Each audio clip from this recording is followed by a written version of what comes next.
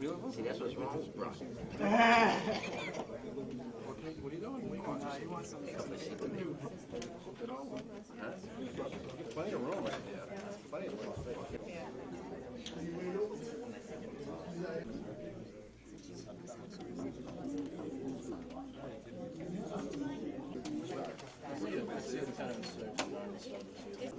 First of all, we just say my name is Jeannie Tavares, and unfortunately, I'm not able to vote for any of you guys because I live in Rhode Island, so I'm the perfect person for this job.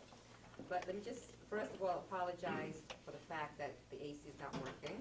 But again, as I just said, if you were Capeverdean, this is what it would feel like, okay? So bear with us, and we'll try to make this as quick as possible and as painless as possible. With that said, I'm going to turn this over to Mr. Daniel Montran, who is the president of the Capeverdean American Media Association General Assembly. And all due respect, Mr. Montran. Dear Capeverdean American community leaders and activists, dear Capeverdean American business owners, dear representatives of Capeverdean American civic and sports organizations, ladies and gentlemen, good afternoon. Boa tarde, bem-vindo ao Consulado Geral de Cabo Verde. I would like to welcome you all to today's forum. Vital issues for the Capeverdean American community, taking place here and now in this community room at the Capeverdean General Consulate. I am sure it is going to be a rewarding experience for all. Our deepest appreciation goes to the Capeverdean Consul, Pedro Graciano de Carvalho, for making it possible for us to host today's forum here at the Capeverdean General Consulate.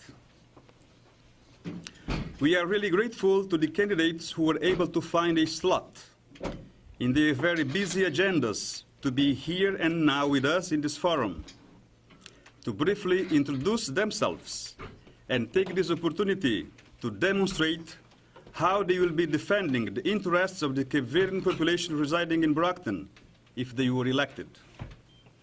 This is extremely meaningful to us. At this time, I would like to ask all of you to join me in applauding all the candidates running for mayor.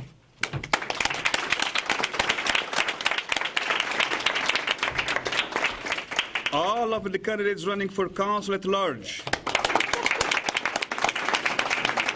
and all candidates running for city councilors. With just 9 days left before Brockton's preliminary election, this is the time and the moment for the candidates in attendance to demonstrate some of their leadership capacities, answer pertinent questions asked by the members in the audience, who will also express their real concerns to all candidates participating in the primary election in Brockton on September 17th. Let us keep in mind that this is a forum, not a debate. Candidates will answer questions directly from the audience, but will not directly engage with each other. The organizing committee members, Dr. Julio de Carvalho, please stand up to be recognized, member of the Capeverdean American Media Association, CVAMA. Adriano Cabral, also member of the Capeverdean American Media Association, CVAMA. And myself, Agnello A. Montran, President of the General Assembly of Capeverdean American Media Association, CVAMA, has worked tirelessly to put this forum together. Pedro Chantry, who was also working with us in this committee, made a great contribution to our teamwork, but he made a very wise and ethical decision to leave the committee to work as advisor of a mayoral candidate and a council at large candidate. Please allow me to make it clear that the organizing committee does not politically support nor advise any candidate. We are equidistant from all of them, and we are determined to provide equal treatment to all of them. Our purpose is simply to contribute and facilitate the potential voters to learn more about the candidates, gather information pertaining to each candidate's specific action plan, to resolve the vital issues pertaining to the Cape Verdean American community. Any divergence from this organizing committee policy by an individual member of the organizing committee is his solely responsibility, and the organizing committee publicly states that it repels such transgression.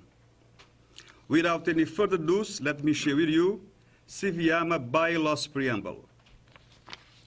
The Cape Verdean American Media Association, CVAMA, is a non-profit, non-partisan, and secular social organization whose mission is to collectively promote and support a sustainable system of information pertaining to the global Cape Verdean community.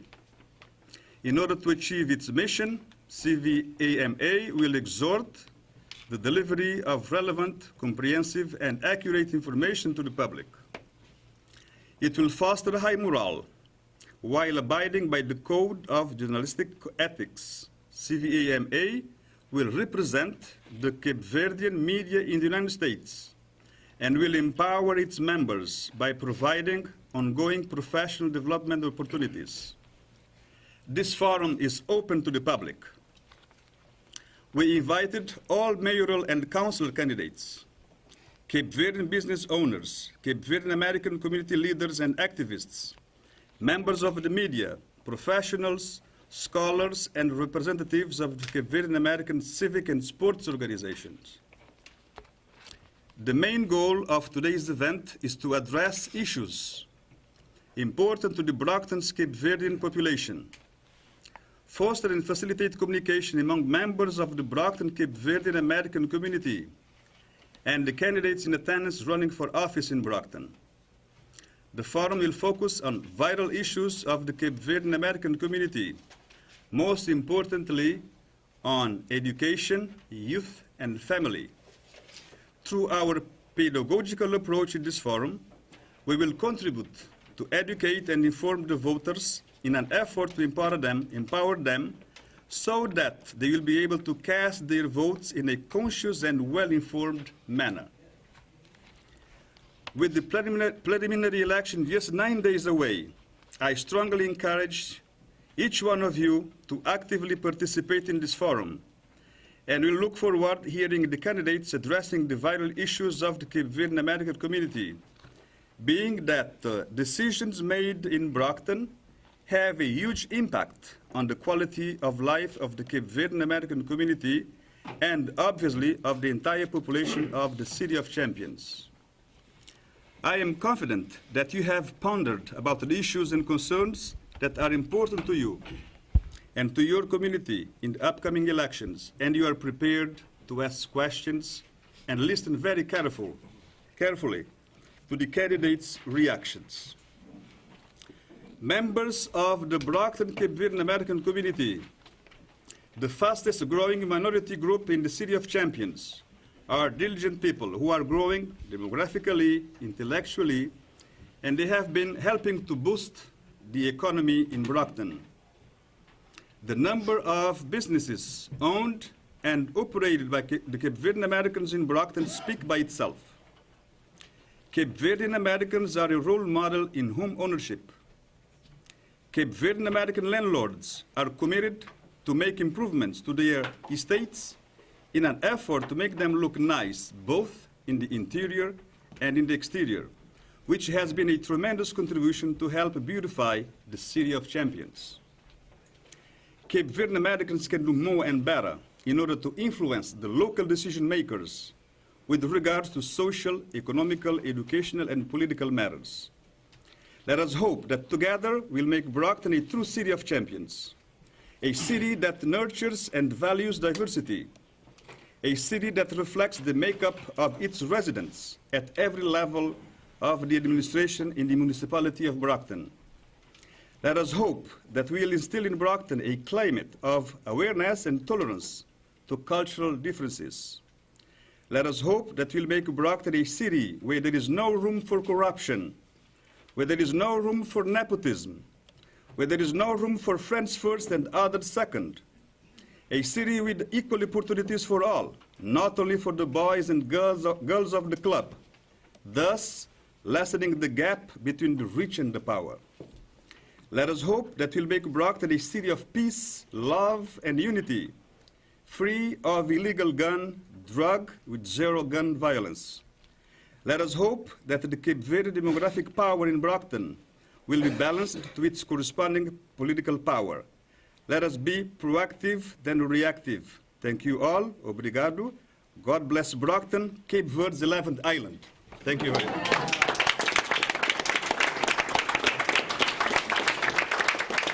Of Brockton. I work in Brockton with the families of Brockton and a member of Siviyama. I thank you all for coming, for taking the opportunity, time away from your families. And I'm sure this is the time where your schedules are so very busy to be here, so we respectfully thank you for taking that opportunity. So we're here, the idea to organize this forum is to come here and share concerns and views and vision.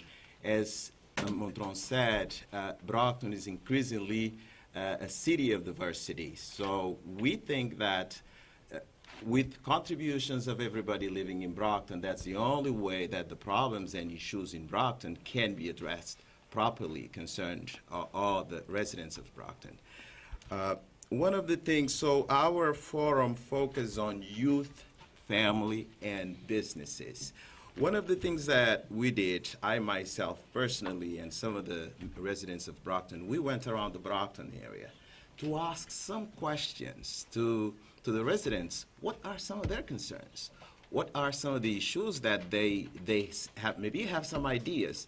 And those issues were related to things that pertain to some of the decisions that the city officials will have to make. Licensing, hours of operation, taxing, street lighting, security, customer service with the city hall, parking, street sign, some of the things that usually the business have some concerns. And they openly express their concerns. And it seems that majority of the business that we contacted, they spoke about licensing seemed to be the problem. And they also pointed the inspection, business construction, and some of those problems relate to the fact that when they, because of the language, these are a community very entrepreneurial. They want to build businesses. They want to create jobs. And if you look at the main street, we all know it's increasingly coming more and more small businesses, which is an opportunity for jobs for the young folks. But they face some challenges that they would like to be resolved. So that's one of the issues that we would like to hear from the candidates for the city official, what will be an approach to resolve some of those issues. The other concern that I also asked a question about has to do with the security. The security, see, most of the small businesses seems to have this concern, security. We don't feel comfortable in the neighborhood. And again, about the security, we know that there is 9 deaths in Brockton since January 2013. So that, according to the Enterprise News, so that is a concern to all of us.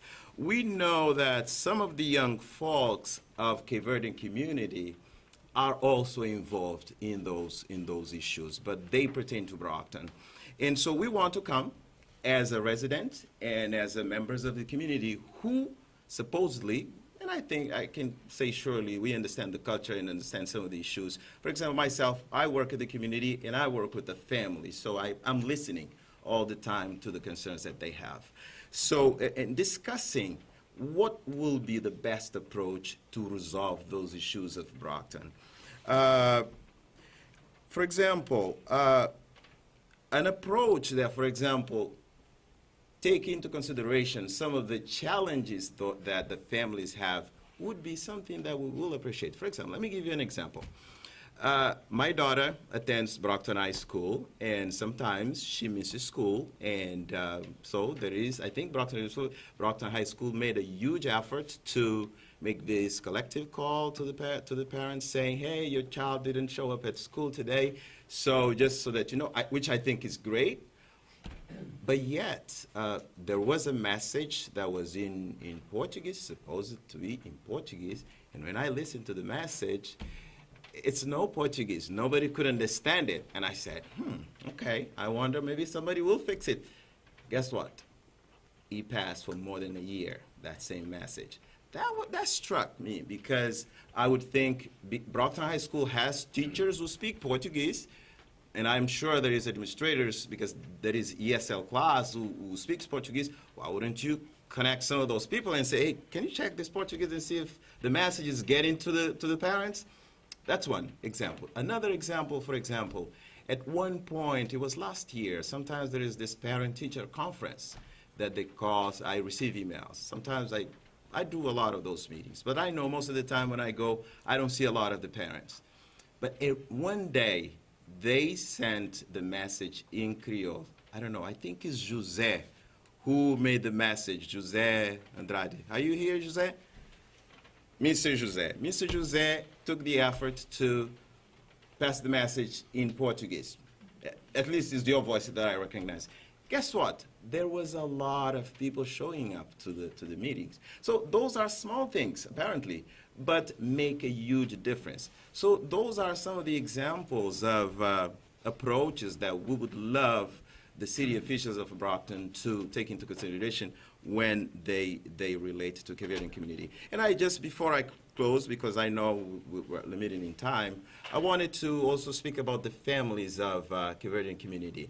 Immigrant community is an asset, not a liability.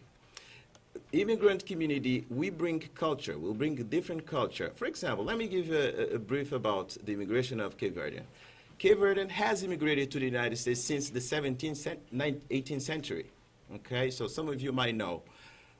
So that means we still have people coming from Cape Verde. That means that some people is fourth generation of immigrants, doesn't even know the culture of Cape Verde, but they still share the pride of calling themselves, I'm Cape Verdean.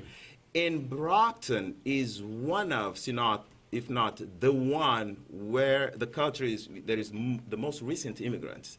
And because of that, a lot of people of Cape Verde from other areas like Cape Cod, New Bedford, they come to Brockton to share the culture, to share the taste, to share the entertainment, música morna, cachupa, all of those things that their parents and great-grandparents talk about, they come to Brockton to share those things.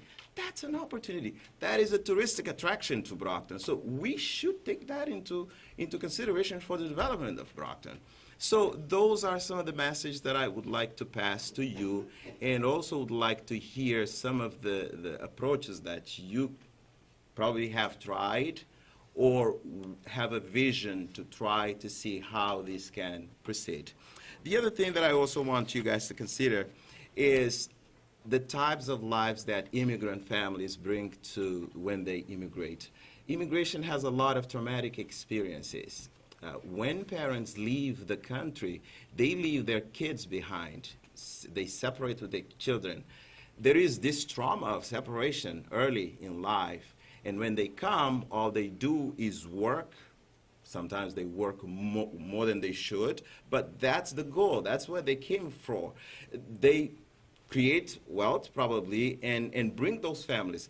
But that comes with a cost to it. The kids who were raised back home, they come here. Sometimes you bring your kids, sometimes you bring your parent. You have 3 generations in the same home that probably don't understand each other very well, don't share the same culture, and obviously there will be consequences that comes out of that. I understand it's still the parents' responsibility, it's still the community responsibility, but obviously this is a vulnerability that those parents have to survive. Again, those parents want to provide the best for their kids. They want the best education. They don't want the kids to drop out of high school. They don't want the kids to be out in the street. So if there is an approach, if the city understand those issues and approach the community, how can I help you? Or find a way that less intimidating to the parents and don't feel threatened when they look for service, or even educated. I take that role a lot to educate the parents to access services and opportunities. I think it will lessen the stresses that the families go through and probably more effective when they try to take care of the kids, because we know our kids get involved in not so good things that happen in Brockton, like crimes, delinquency, and stuff. Those are the unfortunate things that happens, but not that this is the culture or not that this is. I'm not going to talk longer because I know Dr. Marisa will talk more about the youth, so I'm going to let you go. Thank you very much for coming again. I hope that we come out of this forum with a sense that there is work to be continued, and we will need to continue to discuss about these issues for the better of lives of Brocktonians. Thank you so much again.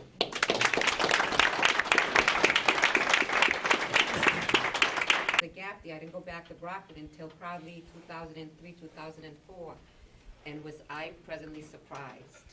Brockton, with the numbers of Capeverdeans and Capeverdeans doing well.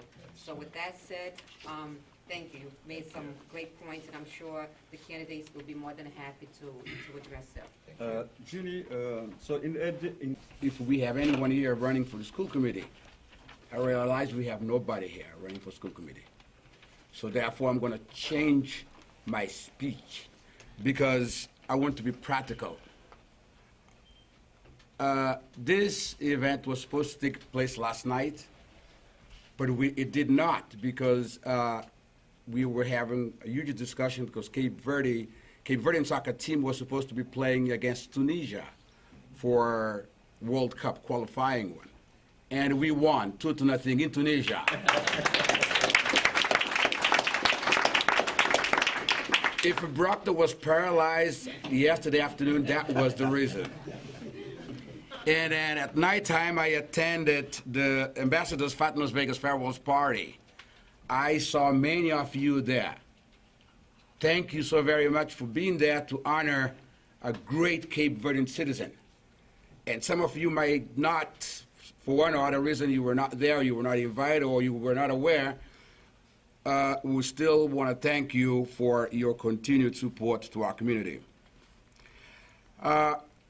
Interestingly, I have done a study. Actually, my doctoral degree is in educational leadership. I did a socio-anthropological studies on Cape Verdean in northeastern part, especially Brockton. And to this date, even the Cape Verdean government cannot tell you specifically the number of Cape Verdeans we have in Brockton or Boston or any place. And it was so intriguing to me. We had an American political individual stating that he represents a community with the largest Cape Verdean constituents. And actually, I didn't know where he got his data, but that certainly does not reflect what I'm aware of myself.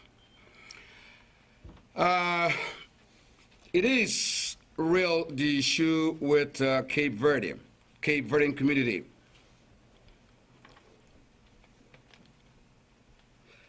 All the issues that we are facing, the Cape Verdean community, we are facing, it's actually, we need to own them. It's our responsibility to begin by fixing our communities.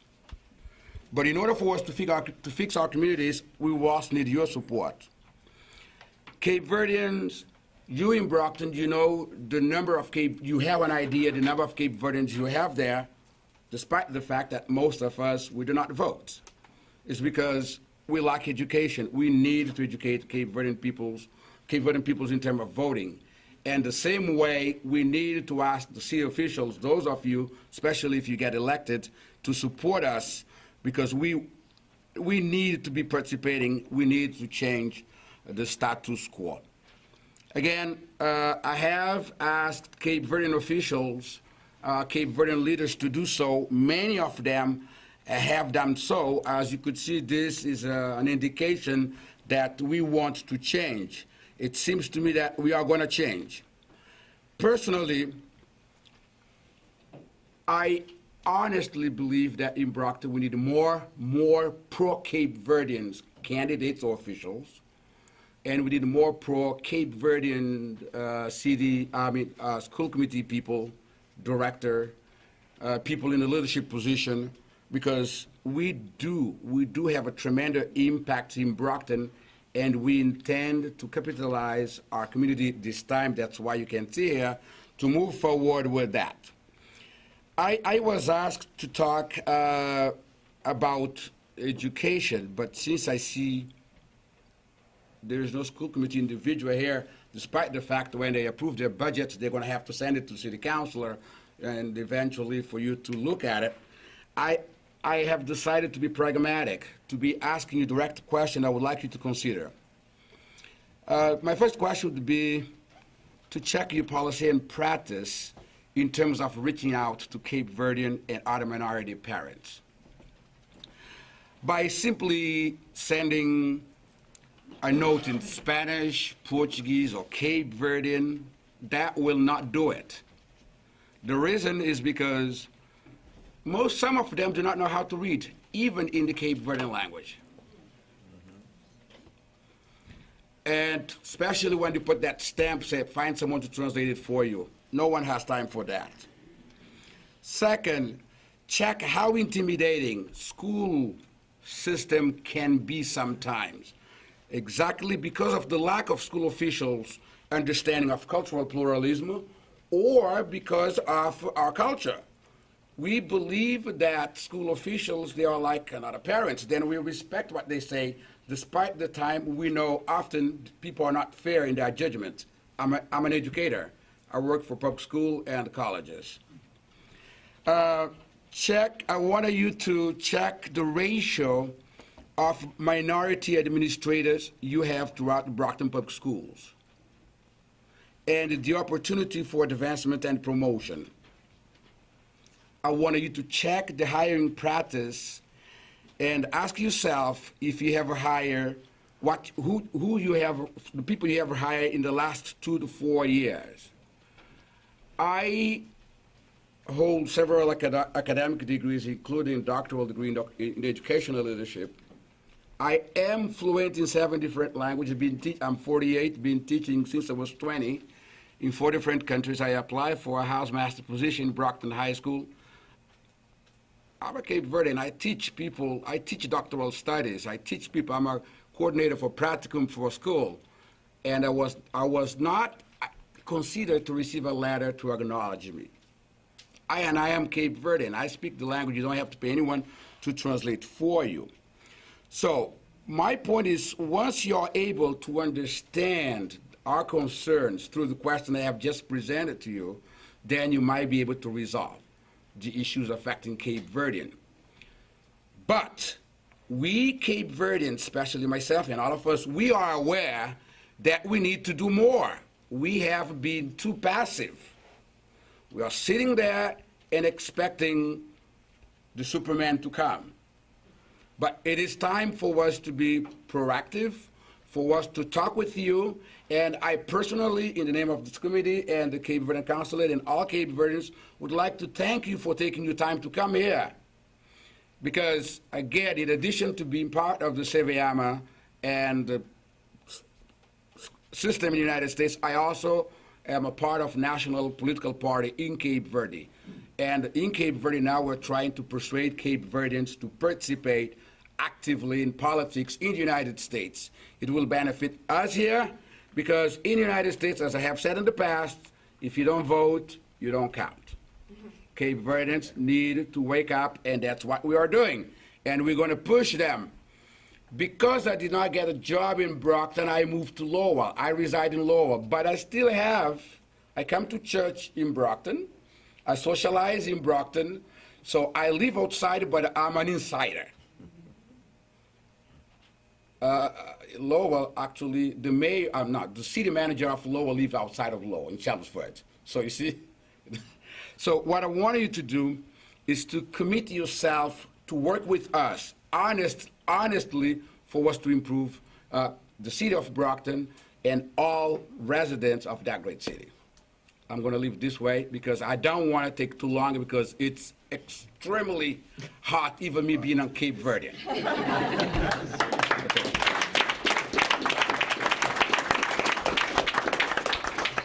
Dr. DeCavallo, you think it's hot here today? Wait until Election Day comes. You're really going to be hot then. But anyway, with that said, this afternoon we also joined by Marisa Gonzalez, who is a postdoctorate fellow and staff clinician at the South Shore Mental Health. She will be addressing, I believe, the youth and family issues that we have. So please welcome Marisa Gonzalez. Born and raised in Brockton. I am a proud Brocktonian. My parents came here during the late 60s, early 70s. We were one of the few Capeverdean families that lived here at the time. Since I left Brockton High and I went to Boston College and I went and did my master's and my doctorate, unfortunately, I would come back and always be noticing the influx of violence in my city. And it never set well with me because of Brockton. We were never the type of community that represented itself in that way, the city of champions. And also as a Capeverdean, I know that it doesn't reflect the history of who we are as Capeverdeans. It never has. And unfortunately, at this point, it's stereotyped as us being people that are somewhat violent. So for my doctoral dissertation, I decided to concentrate on looking at resilience among Capeverdean men. I, like other Capeverdeans, were pretty sick and tired of looking at the idea that Capeverdeans were violent people, but yet there were no type of research to substantiate the amount of violent folks that were supposedly here in Brockton or Boston. As a matter of fact, the research in Boston does show that Capeverdean males that are involved in the justice system is 1 to 3% only. And then when it came to Boston, there was nothing, Brockton, there's nothing to show. But for me, knowing that there are so many Capeverdean men in general, Capeverdean youth that have done well, that represent who we are as a culture, it was important for me to go out there and actually do a study to show who we are as a people. What does resilience mean? And these are the questions that I had. How do they define resilience? What promoted resilience among Capeverdean men? And also, how have they displayed resilience over the years?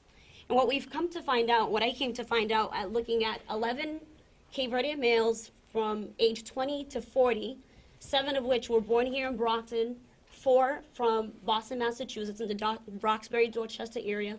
What we came to find out is that they define resilience in terms of non-perpetration of violence. The fact that they were brought up in homes, not homes, but a community that it was, there was prevalence of violence, that they didn't get sucked into that type of behavior. Also, positive adaptation or advancement in the face of adversity.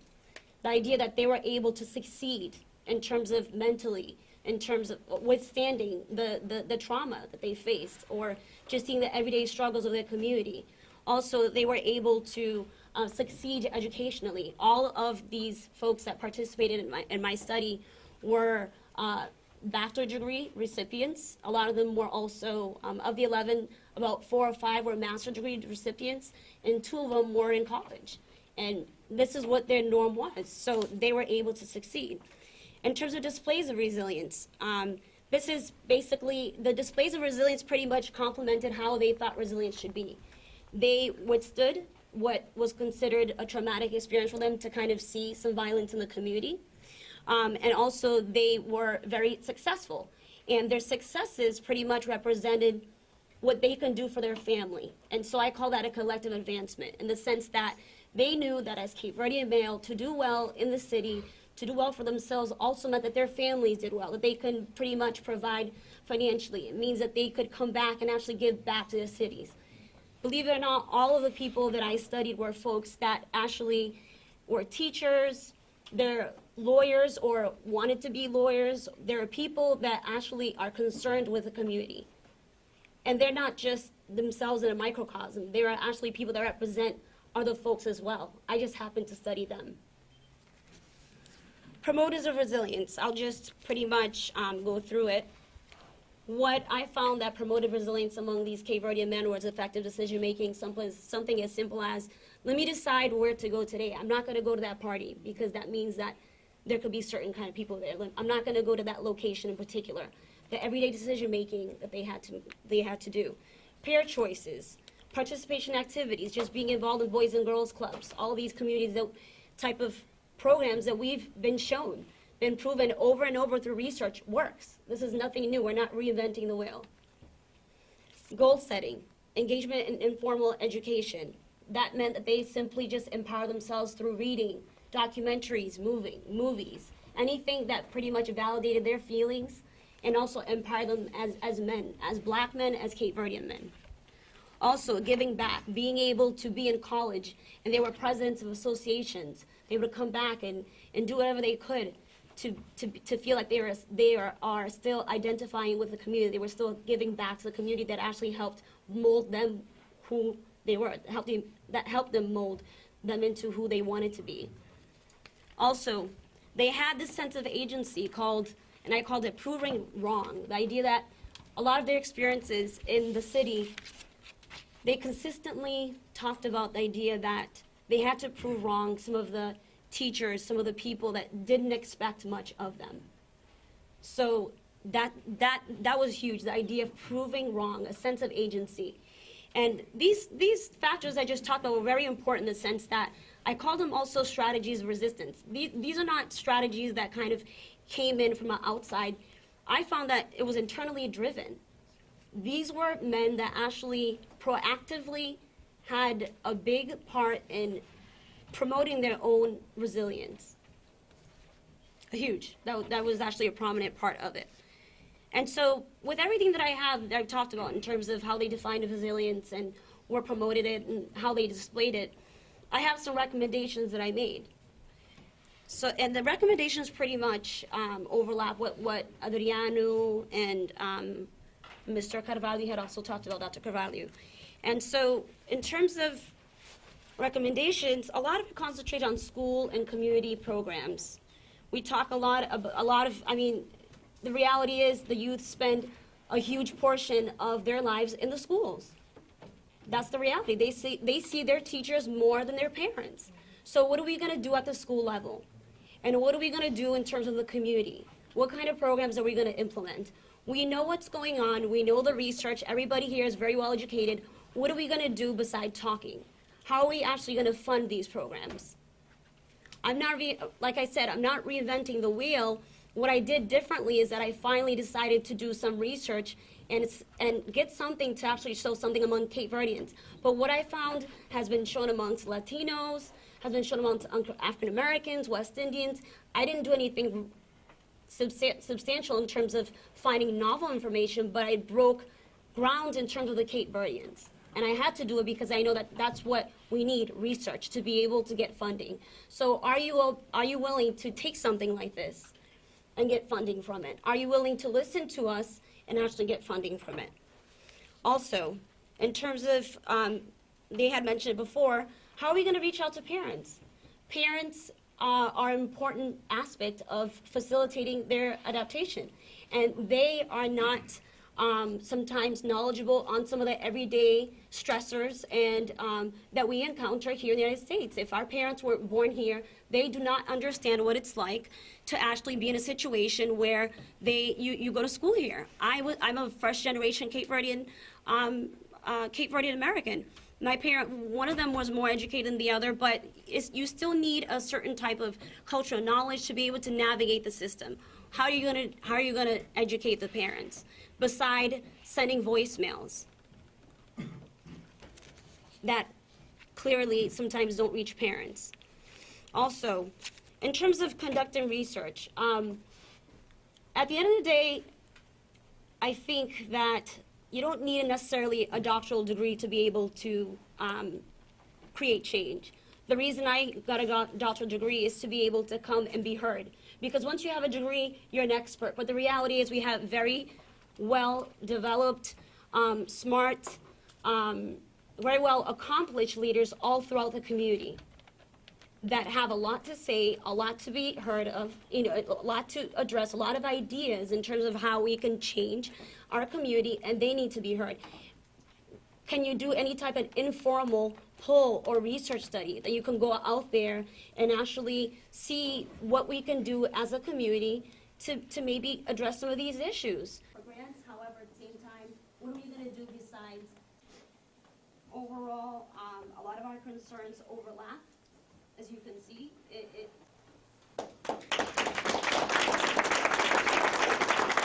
active programs. One of them is the Metro South Chamber of Commerce. We're fortunate enough to be one of 100 only in the United States of America, 5-star chambers.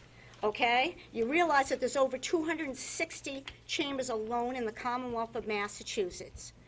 We're in Brockton, a regional chamber, reaching out to businesses, small, large, and multicultural.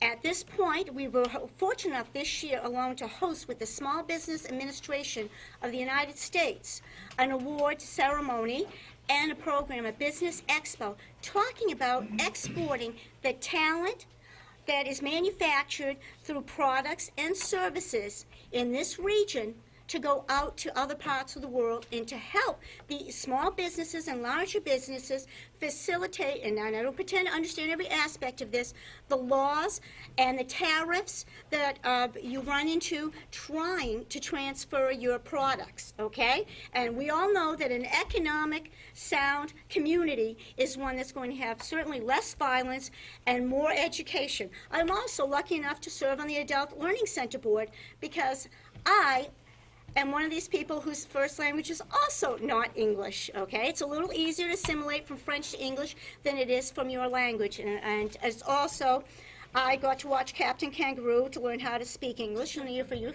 it was not the same. So I've been a part of helping individuals learn and understand how to facilitate and get through various programs that there are in this city, because there's a lot of great ones, okay? I was part on the board of the community schools. Uh-oh, they're cutting me off, and I didn't get to talk about the Downtown Brockton Association, where we're constantly inviting you, and this month that just went by, we were lucky enough to have more women and more people of color and backgrounds attend this meeting, and the center of the universe is in downtown Brockton. So, yes. You know what they were thinking? That was a big mistake with the woman. And I'm running because I believe I'm actually the only immigrant that's in this race, somebody that was born outside of this country, who was fortunate enough to attend a great school in Brockton High School. It was kind of interesting when you brought up the fact that back in the 70s there were so few Capeverdeans that actually live in Brockton. And I know I'm dating myself a little bit here. When I graduated from Brockton High School in 1980, there were 5 of us in my graduating class. This last graduation class, there was close to 300 kids that graduated from Brockton High School who were Capeverdean, so you can see the difference. I'm actually running because I think there's not a single politician that's in this race or that's ever run for any race who does not want great schools, who does not want safe streets, who does not want more jobs for everybody, who does not want to have a great economical development package to offer, who does not want to offer community services for the young and for the old alike, who doesn't want to, its residents to pay lower taxes. But the most important thing I think that is a question that everybody needs to answer is the hows. How are you going to do this? It's nice to say that you're going to create all these programs because sometimes we do it as politicians, and I'm including myself in that whole political scene, to appease people so that people like us and clap for us and vote for us and stuff. But often we're not being honest with people, because a lot of times some of those decisions are out of our hands. And as city councils in the city, and our city being a Plan B city where the council has a lot more power than it leads you to believe, I honestly feel, and coming from being someone who actually was inside of the mayor's office and see what happens in the mayor's office in this community, I've seen that the city council can do a lot more than what they're doing. And it's up to you, the voters and the folks in this room here, to make the right choice on the 17th and decide who will best represent Capeverdeans, Haitians, Hispanics, Italians, Irish, and whoever lives in our city that calls our city home. And it's up to you, the voters, to decide on that. Thank you very much, and I hope that you come out and cast one of your votes for me. Thank you. So my best friends are Capeverdean, so I know we stand side by side. The reason why I'm running is because I have a passion for Brockton. I love Brockton, and I think that we can do better. When I talk to different businesses, they want to open up, and they're at a standstill because the situation down at City Hall, it's tough sometimes to get licenses. They have you running around. So my thing is let's streamline the businesses. Let's make it easier for Cape Verdeans, for Haitians, for blacks, for everybody to be more proactive. So be more proactive, less reactive, and grow in the city. Because when we grow the city, the tax base, people buy houses, people spend money in the businesses. So I'm pro-business, I'm pro-Cape Verdean, I'm pro-black, I'm pro-everybody. Let's all get along. Let's make it happen. I want to thank the gentlemen and women that have coordinated this forum tonight. We had one earlier in the summer in Brockton, and I'm just so really proud that we were able to have this come to fruition. And I want to thank everybody that's running for office. I was born and raised in the city of Brockton, and I married a Brockton gal, went to Brockton High School, got out in 1988, went on to Boston College as well to get both my undergrad and my MBA degree, and I have a law degree from the New England School of Law. But those are just pieces of paper on the wall. What I am is I'm a husband, and I'm a father, and I'm a concerned citizen. And why I serve as a counselor at large, all 7 wards, all 28 precincts, is because I know what Brockton was when I was a kid, but now I'm doing it for my kids. I have a 6-year-old, a 3-year-old, and a 1-year-old, and we're not going anywhere. We're vested in the city of Brockton. I have a small law office in the city of Brockton, and I think you need a combination. World Cup soccer last night, Cape Verde was successful because they have veterans and they have rookies on the team, and that's what the city council needs. There's 2 open at-large seats right now. There's 2 incumbents running, myself and Mr. Stewart, and I am looking forward to hopefully being re-elected to serve the city of Brockton for 2 more terms. I was the council president in 2008, and it's really not how long you've served, it's what you've done since you've been on the city council. I've done some good things that have benefited not just senior citizens or veterans, but all ages and all races and all creeds. I'm a communicant of the Lady of Lords in the city of Brockton. I'm a proud Catholic. But you know what? What I'm really most proud about is coming from Brockton. And people say, oh, you're from Brockton, oh, there's violence and this and that. I'm from Brockton. You're darn right I am. And we're a good city, and we're going to continue to be a good city. So on September 17th, you can vote for 8. My name is Robert Sullivan. I hope to get one of your 8 votes. And then on November 5th, the general election, you're going to whittle that down to 4. And I hope to serve 2 more years in the city council because I'm going to work with you and for you. That's what it means to be a public servant. So thank you, and God bless you all. Thank you. My name is Nicholas Fernandez. I'm a candidate for city council at large here in Brockton. I'd like to thank all the candidates for coming here and allowing me to be a part of this process because I've learned a lot while running in this race. And I'd like to thank the members of the panel for having this forum. One thing that struck really deeply with me is that there's a strong focus for youth, family, and education, and that's what I'm all about. My number 1 priority is to focus on the youth in Brockton. I would like to see our youth programs expand in Brockton because there needs to be more opportunities for our young children because they are actually the future of our city. And if we think about it pragmatically, if we stop the problems at the source, if we stop the illiteracy, we stop the students who are falling back in education, we can prevent a lot of the problems that we see later on in their lives. So that's my main priority as a city council at large candidate. Number 2, I would love to see our downtown area become revitalized and revamped and show that we are not only a thriving city in Brockton, but that we care about how we appear to our neighbors and visitors to our city. Because our downtown area should be the beacon that represents who we are as a people. And finally, our infrastructure needs to change. And I don't mean necessarily just the streets, the lights, the sidewalks, the parks, but also how we communicate our information to the residents of Brockton, and especially to immigrant communities. Because I find, especially coming from an immigrant community and speaking to the members of that community, it's very difficult for Capeverdeans and Haitians and Ecuadorians to get information that they need to be successful as citizens and residents of Brockton. And I would love to see that expand as a city and as we move forward. And that's going to take a lot of negotiation within the city council. We need to work together and not be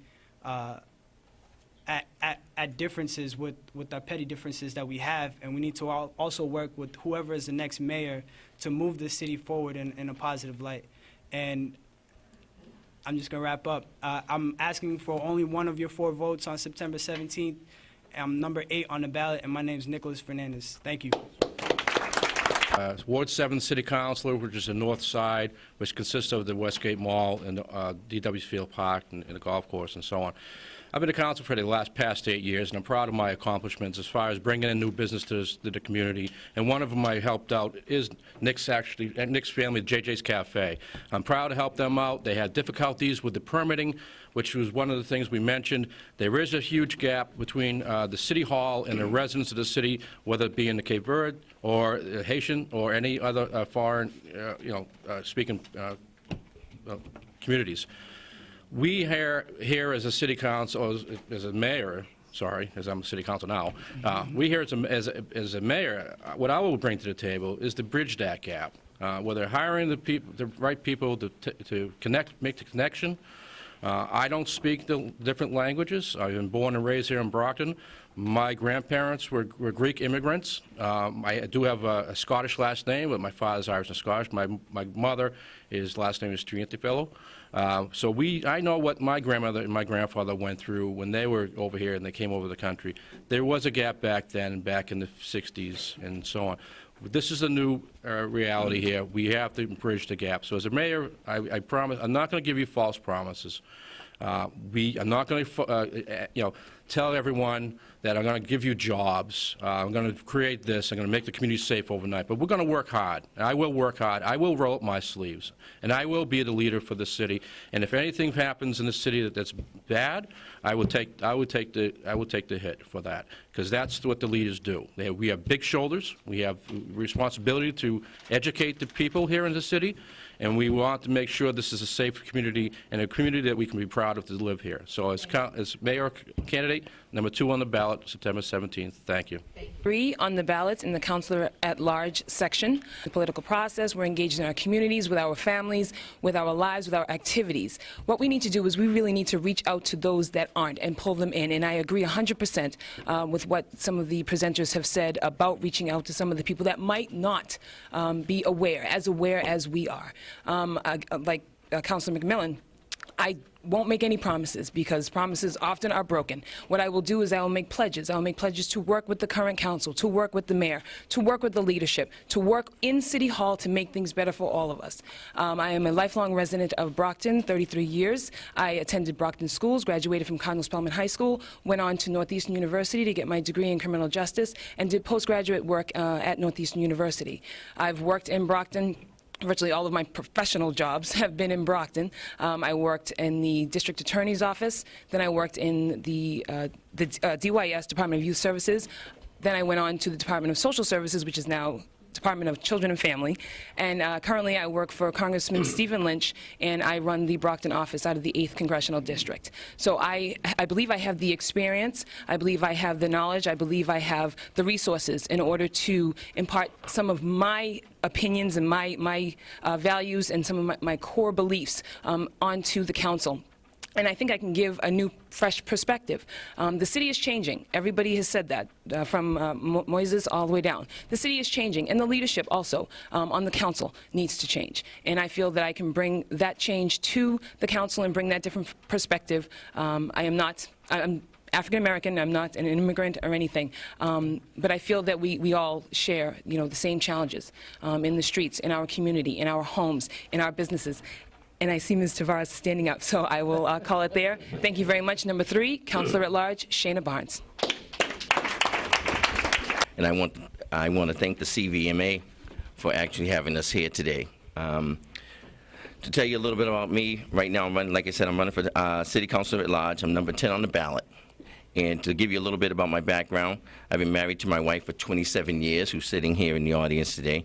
And together we have 7 children. Okay, 2 girls and 5 boys. And we've been living in the city of Brockton for 25 years. That right there, I think, gives me the experience to run the country. But on a positive note, I agree with everything you're saying about the community, the Capeverdean community. I actually have a lot of Capeverdeans in my family that have been born into my family or married into my family at this point here.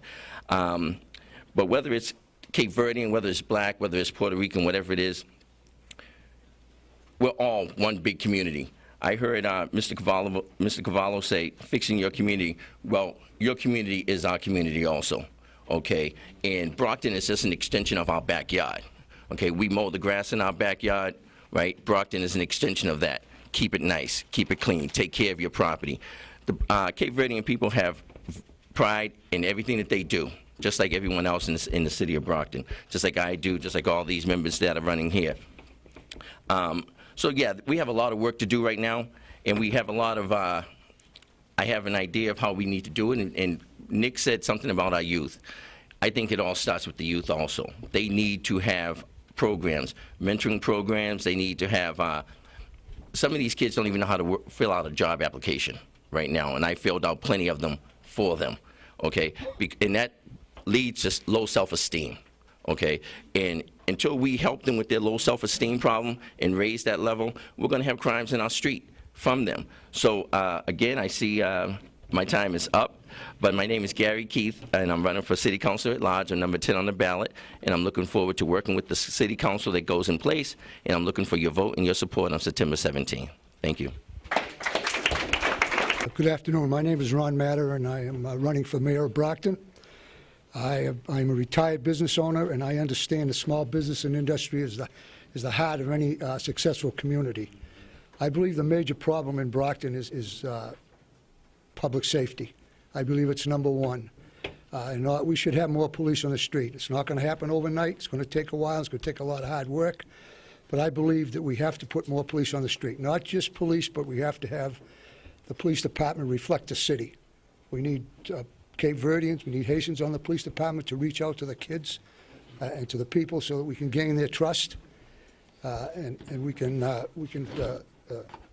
do this, and then we can go and get industry and bring them into Brockton, because we have a great workforce. I've talked to many businessmen who hire Cape Verdeans, and they're very impressed in their ethics, and their family values. So I believe if we do this first, we get the city safe, we can make this a thriving community, and I believe we should bring in the Small Business Administration to help Cape Verdeans and others be able to open businesses in the city. So I believe, and also I believe we should lower taxes, especially on the commercial side, because our taxes are way too high. And if we do this, then we can bring businesses into the city, especially manufacturing, which is the high-paying jobs, and I believe that we have a great workforce, and we have good transportation, we have available water and sewer, so we have a great many things to offer businesses. And once we get the businesses in here, and then we can provide jobs for our youth and for everybody, not just Cape Verdeans, but everybody. And I think this would make us a thriving community. And I see a great future for the city of Brockton. Thank you. And I've been living in Brockton for 54 years. I'd like to touch on a couple of things that our host brought up earlier. When I was 6 years old, my dad opened a small business in downtown Brockton on 19 Main Street. It was called House of Music. And we had that business from the time I was 6 till the time I was about 18 and 19 when we lost it in a fire. So I know exactly what it takes to build a small business from scratch. And believe me when I tell you from scratch, he actually built the small studio teaching rooms and everything, constructed the whole thing himself. So I know what it takes, and I don't recall it ever being a very big problem getting permitting and that kind of stuff back then.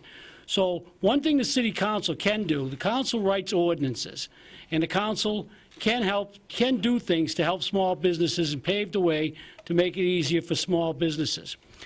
So I will strive to do that. One of the other things we have over on the property of Brockton High School is we have Campanelli Stadium, currently running in a very bad way with the Brockton Rocks. It's losing money constantly.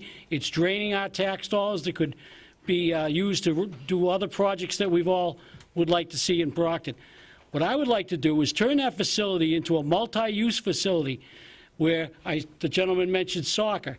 There's certainly a way of being able to change that baseball field, not so much that it can't be used as a baseball field, but it can be used as baseball, soccer, and other sports as well. When the Patriots played at Fenway Park back in the 60s, they did it at Fenway Park. If they can do it there, they certainly can do it here. And I also was at the Capeverdean Festival in downtown Brockton this year. We could always open that stadium up to the festival and other things like that. This would also provide jobs to the youth of Brockton that did not involve fast food. They don't seem to want to work at McDonald's. So hopefully we could do something like that, and I have other things we could talk about, but I'm getting the sign for time here. So I am number 13 on the ballot for Councilor at Large. I'm on the ballot under my full name, Stephen P. Foote, and I hope you'll honor me with one of your 4 votes on September 17th. Thank you very much. For large here in the city of Brockton. I've heard a lot of things today about immigration into the city of Brockton. What I mentioned it before, what a lot of people don't know is my grandfather, my paternal grandfather, moved here in the late 30s from, of course, what was then Portugal, and today it's Cape Verde. So I am a third-generation Cape Verdean. And I heard Moises mention that when he graduated from Brockton High School in 1980, he was one of 4 Cape Verdeans. I remember a long time growing up, there were only 4 Pinas in the phone book, and people didn't know how to pronounce that simple little name. And I'm not even going to tell you the jokes that I heard, but I've heard a few other things about taking care of the youth in the city. Through my experience with organizations like the Old Colony YMCA, through the Greater Plymouth County United Way, I've had the firsthand experience to see that there are many great youth intervention programs in operation right now. The problem is they need help. They may not be big enough. We need to do more, and we can do more. There's a lot of things that we can do to help out, to work with these organizations, to grow their programs, and reach out to families, to parents, to youth, to make sure they have access to these programs. Also, we mentioned the businesses in Brockton. We need to streamline our business processes, streamline permitting. One of the things as a city councilor I can't do is I don't believe in giving anyone special preference. What I do believe in is being fair to everybody. I'll be as fair to you, maybe not to you, but I'll be fair to everybody. So fairness and openness, and working with the community to grow programs that are already so successful. My name's Craig Pina. I'm number 1 on the ballot. I hope you give me one of your 4 votes. Thank you. Of the city of Brockton, I have been serving for 4 years. Thank you.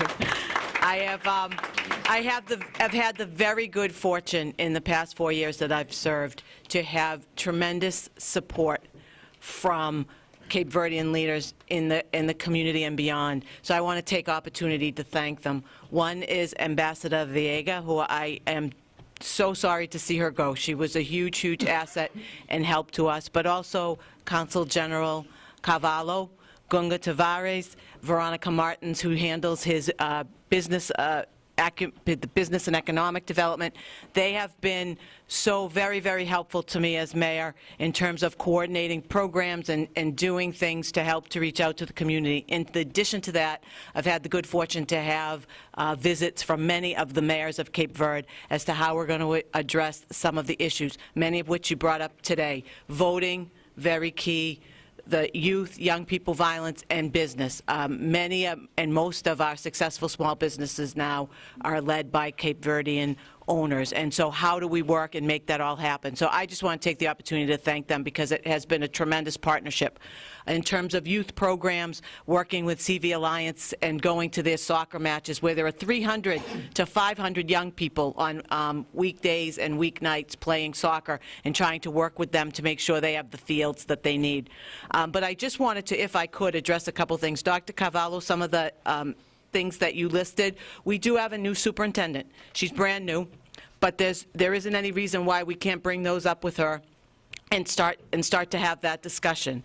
And Marisa, in terms of the information that you have, the city right now, through the Y and Community Connections, has applied for a grant called the Working Cities Grant, and they're calling it Champions United, and it is designated to do grassroots effort. And we have determined that even if we are not successful with that grant, some of the agencies involved are going to try to find a way to do some of the work anyway. Oh, I'm sorry. That research would be helpful. My name's Patrick Quinn. I'm a lifelong resident of Brockton. I graduated Brockton High School in '91. I already serve you today as a volunteer water commissioner. Actually, Councilor Chris McMillan appointed me to be a water commissioner back in 2010. I actually also served on the Mayor's Economic Development Task Force. And I'm running for City Councilor at Large because Brockton is moving forward, but yet we need to get out of the mud. We've heard a lot of issues today that are Cape Verdean issues, but aren't specifically from the Cape Verdean community. They're actually Brockton issues. They've been here every election cycle for the last 20, 30 years. Violence, education, youth, business, crime, all of that stuff. And what I've experienced in my volunteering for Brockton and serving the people of Brockton is that there's an attitude surrounding Brockton of that's just the best we can do. Well, I think we should do better. And when I first ran in 2007, I ran on an open and transparent government with a return to excellence. And I can say today we are moving forward. When I first ran in 2007, there weren't ordinances online. You couldn't search that stuff. That's now online. We now have people talking about nepotism and responsibility and accountability, and that's what this city really needs to move forward. In order to solve some of the issues you've heard today that we'll talk about in depth throughout this entire election cycle, these are the types of things we have to be talking about. It's not just about talking about the issue, it's about talking about the things we can do to solve those issues. And there are definitely solutions that have worked in other communities, like this community here in Quincy, that we can bring to Brockton and solve our issues to move our city forward. It amazes me how I've seen as a water commissioner and just as a private citizen volunteering on the Alumni Association, on the Park Association, the community schools, how people want to do things and move the city forward, but for some reason there's a wall of obstructionism that we can't get things done. I was at a meeting for rebuilding the Keith playground, and it was actually a 20-minute conversation about the problem surrounding opening and closing gates to a parking lot. And my minutes are up, but this is what I'm talking about. Ordinary tasks should not be looked upon as problems in the city of Brockton. That's how we first solve our issues here in Brockton. We start doing the things that we know we can get done. Thank you so much, and I ask for your vote on Election Day. My name's Patrick Quinn. Listening to the cast of 1,000 candidates, we're all saying the same thing because we all believe the same thing. There's not one candidate who's an anti-law enforcement or anti-business or anti-family or anti-immigration candidate. None of the people like that. So I'm going to tell you a little bit about me and what shaped my life and why I want you to hire me, because you're hiring me. You're not voting for me. I'm there to represent you. My family, my great-grandfathers, when they came over here, one of them was one who carried the ice up and down the stairs. There wasn't elevators. He worked early in the morning till late at night. My other grandfather was a day laborer. But they worked hard, and one became a union organizer. The other one bought his own business. Because of them, and they fought for education, they fought for health care, they fought for everything you could think of. My father was the first one who had an associate's. His brother was the first one in the family to have his bachelor's. My sister, my generation, was the first one to get a master's. Everybody else has a bachelor's. And we have two next in line who may have their PhDs. That sound familiar? That's your family. That's my family. That's how I'll govern. I'm going to be working hard to improve the city. I'm asking you, I'm number 5, but I'm not asking you to vote for me. I'm asking you to hire me because you're the government. We work for you. Thank you. Again, I wanted to thank the host for putting this together. What struck me as very curious was the amount of time that you took to talk to us. And I think that's important because too often, not just in the Cape Verdean community, but in many communities across the city, residents don't feel they have an opportunity to speak their minds, to have their voices heard. And I think it's important that we do take time to listen and to come up with the best solutions based on your experiences and your advice. Henry Ford says you can't build a reputation on what you're going to do, but on what you've already accomplished. The best predictor of future performance is past performance. So I want to talk just a bit about the things that I've been working on for the entire city, but specifically for the Cape Verdean community, and many of those things were addressed today. One of the first things I did when I was elected is I went on a tour with John Montero, and we crisscrossed the city. We looked at different businesses, and there was this belief that some businesses were treated unfairly and others were not. I brought this to around licenses and code enforcement. I brought this to the attention of the mayor. I had 2 meetings with the police chief, all in a room, the police chief, the fire chief, the head of health, and others involved in code enforcement. And the message there for me was, the first goal isn't to shut a business down, is to build compliance. So if someone is not following the rules, let's make certain they're educated about the rules. Let's make sure we keep that business open, because a lot of families they borrow against their homes to keep their small businesses in place. If you close down a business, you're closing down a home, you're putting a family out on the street, you're taking kids out of school, and that's not really the kind of business the city should be in. Secondly, you know that I've made 2 trips to Cape Verde, and on that trip I met with a number of ministers in the government as well as mayors, and brought the second time around businesses with the Chamber of Commerce, and I know I'm running out of time, to Cape Verde to build stronger economic ties. And I'll finish up by saying from that experience, we've been able to secure over $26 million for a Cape Verdean business, Cape Verde Wind, and there's some other local businesses that are now working with businesses in Cape Verde to strengthen our economic ties. So I have a laundry list of things that I've done for the Cape Verdean community, and I will continue that focus, and I'm asking for your vote on September 17th. Jay Stewart, City Councilor at Large. Everyone, my name is Bill Carpenter. I'm a candidate for mayor of the city of Brockton. I'm completing my 2nd term on the school committee. I'm a father of 6 and grandfather of 3 grandchildren who all live here in the city of Brockton, and one of my grandchildren, Will, is named after me, is half Cape Verdean, so I think I'm the only candidate for mayor who has Cape Verdean family members.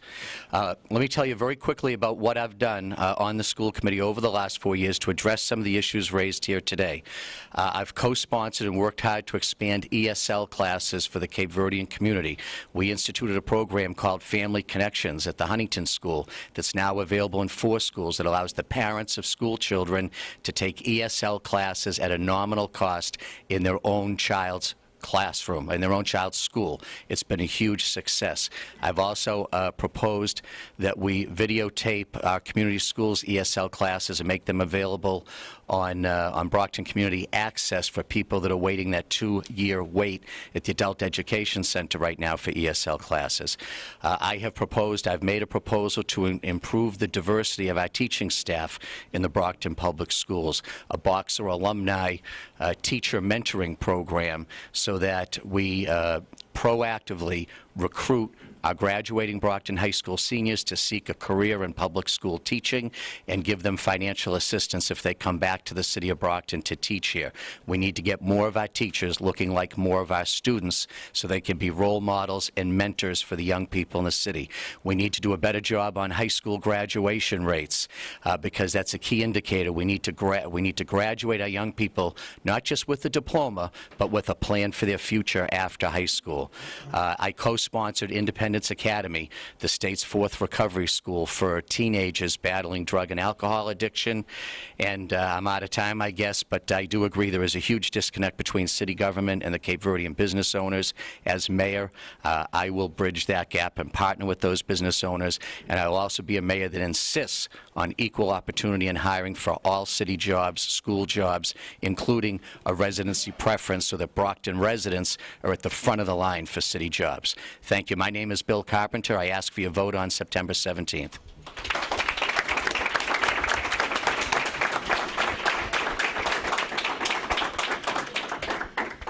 Hello, everyone, and thank you for the invitation. My name is Tom Siddell, and I'm running for Council of Ward 1. I would have been here earlier, so I wasn't here at 3, but I'm running a business, and I had to wait for my wife to come in to cover me so I could get here. There's many issues as to why I'm running for Council of Ward 1 in Brockton, but mainly I'm running because I'm tired of speaking and not being heard. So in turn, I'm going to be that voice of everyone in this room, Cape Verdeans and every nationality that lives in Brockton, to be that voice. And I'm running because I would like to help lower the taxes in Brockton and to better appropriate the taxes that are being spent, money that is going into Brockton and where it's going. I'm running for fair property assessment values of houses. I'm running for fair and affordable water rates. And like I said, there's a lot of reasons why I am running, but these are mainly what I want to stick to. But thank you very much. Not least, I hope. My name is Paul Beckner, and my wife and I have lived in Brockton most of our lives. And we've raised 5 children in the city, all gone through the Brockton schools. And is anybody else hot in here, or is it just me? Would you mind if I took my shirt off, ladies? Aside, I apologize for being a little late this evening, too. It was all Tom's fault. But no, I had a tight schedule, and I was lucky enough to hook up with him. Ironically enough, this is being held in Quincy. And during our budget hearings, I spoke against tax hikes that were coming. And I mentioned, why is it that Quincy has such a low tax rate over the last 4 years, and that Brockton's about quadrupled what Quincy has raised their taxes. And somebody made a statement towards the end of the hearing that, we're all, Brockton's the city of champions, and we can handle our own business, and, why would we need Quincy? If you like Quincy so much, go live there. That's not what was proposed. What was proposed is, if they're doing things right, and they're being listed as one of the top 10 cities in the United States, what's wrong with asking them to give us some ideas as to how they're doing it? I don't think Rocky Marciano, the great champion from Brockton, did it all himself. He had great cornermen, he had great trainers. Without them, if Rocky decided he was going to be the heavyweight champion and do it all himself, he probably would have lost half of his fights. I don't think that would have, he wouldn't be the Brockton blockbuster these days. I heard something mentioned when I first came in about Capeverdean people being characterized as being violent. I think everybody can be violent. We're all Americans, folks. And, violence hit my own family back in 1992. I lost a sister to domestic violence. And so it's not any one sector, it's not any one people or any nation. Violence is everywhere in the country, and it's very unfortunate. And finding a way to stem the tide of violence and making Brockton a safer city is to make it a more prosperous city, obviously. But I think the communities have to work together, all the sub-communities. My time's up. I got such a list of things, it's unbelievable. But anyway, thank you very much. Obrigado, como está? Welcome to the world of modern technology. As you want to sit here, speak the Capeverdean via community media, and to be seeing wherein is probably about another 5 million folks seeing it. So thank you. And but once we'll be here, sure enough, and you'll get all help. We have questions. Here as well as the candidates. And so again, I know we all have to schedule and we have families, so thank you. Before we start, let me just try to negotiate with you. A question, you'd be more than welcome to pass on a question. Really something that.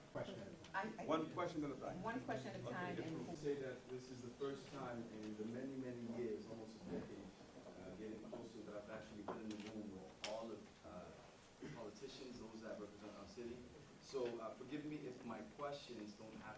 I would just say, basically, my first experience in realizing why I needed to take a first-hand approach into being more of an active member of Brockton community was when, at one time, sitting back, I watched over 45 Capeverdean members walk into a board, the Board of Education's committee meeting, and which was not represented by the community of Brockton. And at that meeting, we were completely ignored, which we stated that the issue at that time is that, in the state of Massachusetts, there's a 6% suspension rate, and at the time, there was a 36% suspension rate in the Brockton public school system, especially in the Brockton. You are also on the time. And I worked with community organizations, and I even work right now currently with a youth detention center, which I watch these kids on and on again, coming back, returning, and going into prisons, dying over and over again. Thank you. I see the same stories.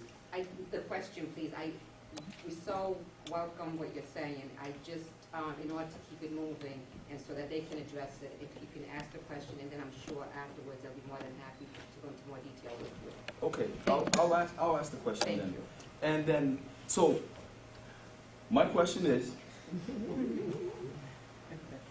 what type of lobbying is going to be done at the state level to be able to secure more funds for programming, as every person has mentioned over here, and perhaps having part of some funding to different sectors of the city to be able to re-grant to leaders in our community to be able to apply for them to implement their own programming in the city, which I can guarantee will triple the amount of work that the city government will do in the community, because we complain about bad parenting, but our programming is exactly like bad parenting, because the people that come into our community only appear during seasons and then they leave. and we neglect the leaders within our own neighborhoods. So what type of... Most of it at the end.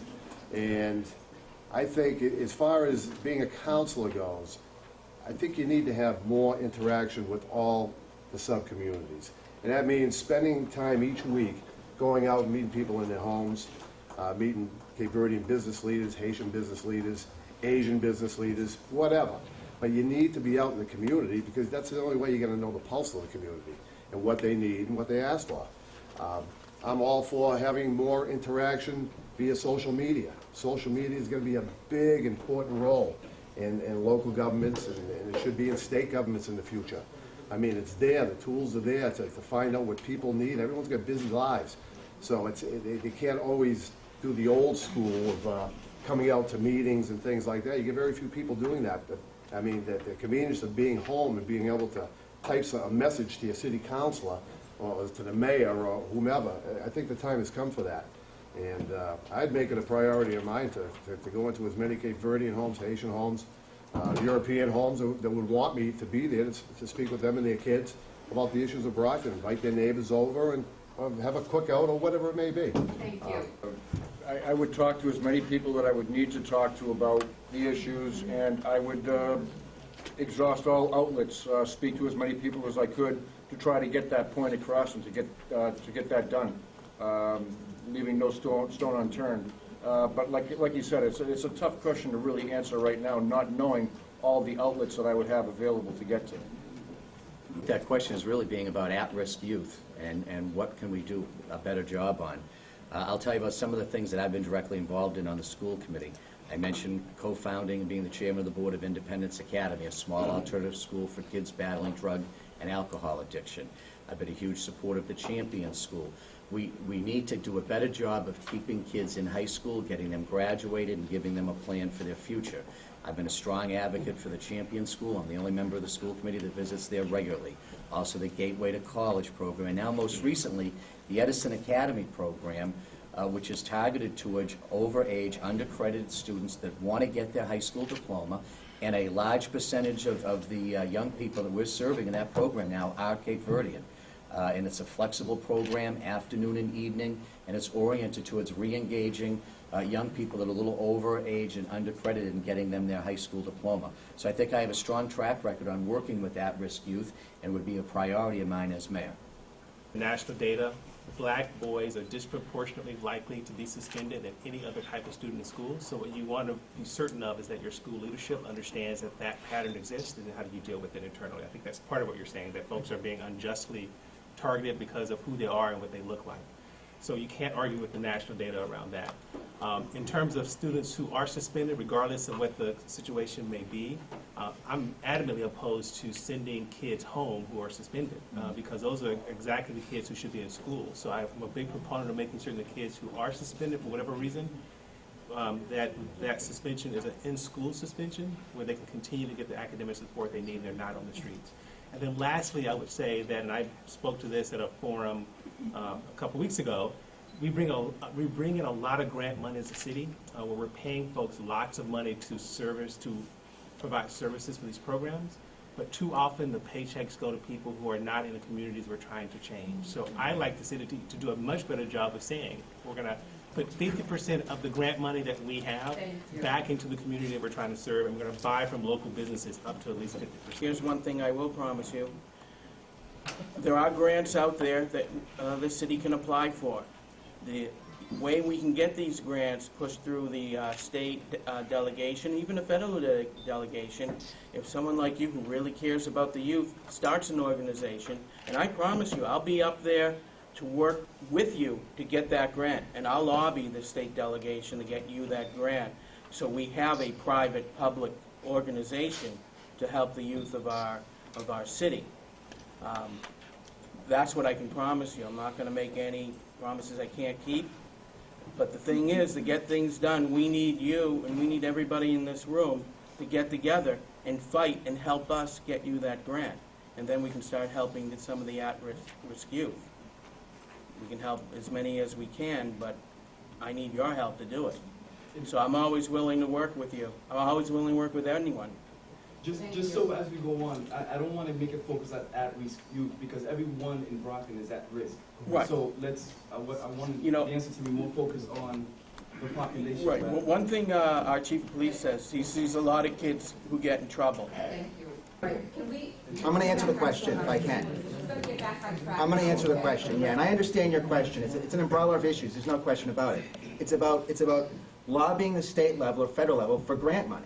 That's what it is, which is an umbrella of a lot of things. A lot of that grant money can go towards youth issues, elderly issues, infrastructure, education, marketplace, business, commerce. Absolutely, there's no question about it.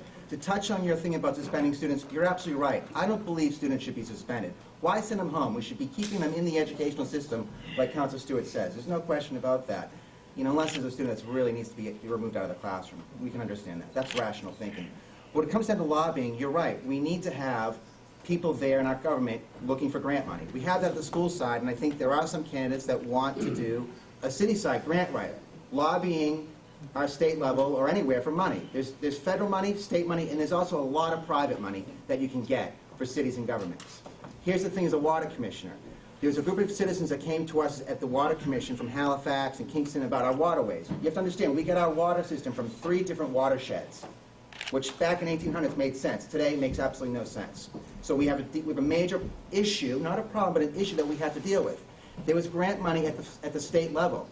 We applied for that through the Water Commission, through the administration of the city government. Thank you. There was language written in that grant from the administrative part of the city government to scuttle that grant. The state did not award us money for that study to study our water system, which would have led to future grant monies to help improve our system. So it's a question of attitude, changing how we do business in our city. Because I already got shut off once, so I don't want to get in trouble again. So to address your question, sometime we do have a lot of lobbying that we do through our office with our legislative and federal delegation. We've been very successful in getting some funding to do repairs of playgrounds and parks and things like that. Mr. Carpenter mentioned the alternative schools, which are programs that we have. We have a Safe and Successful Youth Initiative and the Shannon Grant funding, and those all require lobbying. And some of our best helpers with that are people in the community that benefit from that. But in terms of being able to direct the funding to you or to programs, sometimes that isn't allowed by the grant. So sometimes we're in parameters of what the grant will allow us to do. But we have done it, because the Secretary of State provided us some grant money to increase voter registration, and we distributed that to community organizations to help us with that. So there are times that it can be done. Unfortunately, there are times that it can't be, but we still need the help of the people to lobby as well. 3 years back in the mid-'90s, grant funding dried up and the organization went away. I don't think there's any one-size-fits-all answer to any problems. Like I said before, we should work with organizations like the YMCA, the Boys and Girls Club, the United Way, any of these organizations that are successful at getting money, providing programs, and providing funding. Basically, I don't think government is the entire answer. We need to work with the private community to get private money and government money, and that's what I would do. Through that affiliation, I've been able to work with our state senator, Tom Kennedy, and our state representatives, Christine Canavan, Michael Brady, and Claire Cronin, all Democrats, to influence their thinking, so to speak, as far as these kind of issues like the lobbying that the gentleman's referring to. So I think through my affiliations with that, I would be able to advocate on your behalf.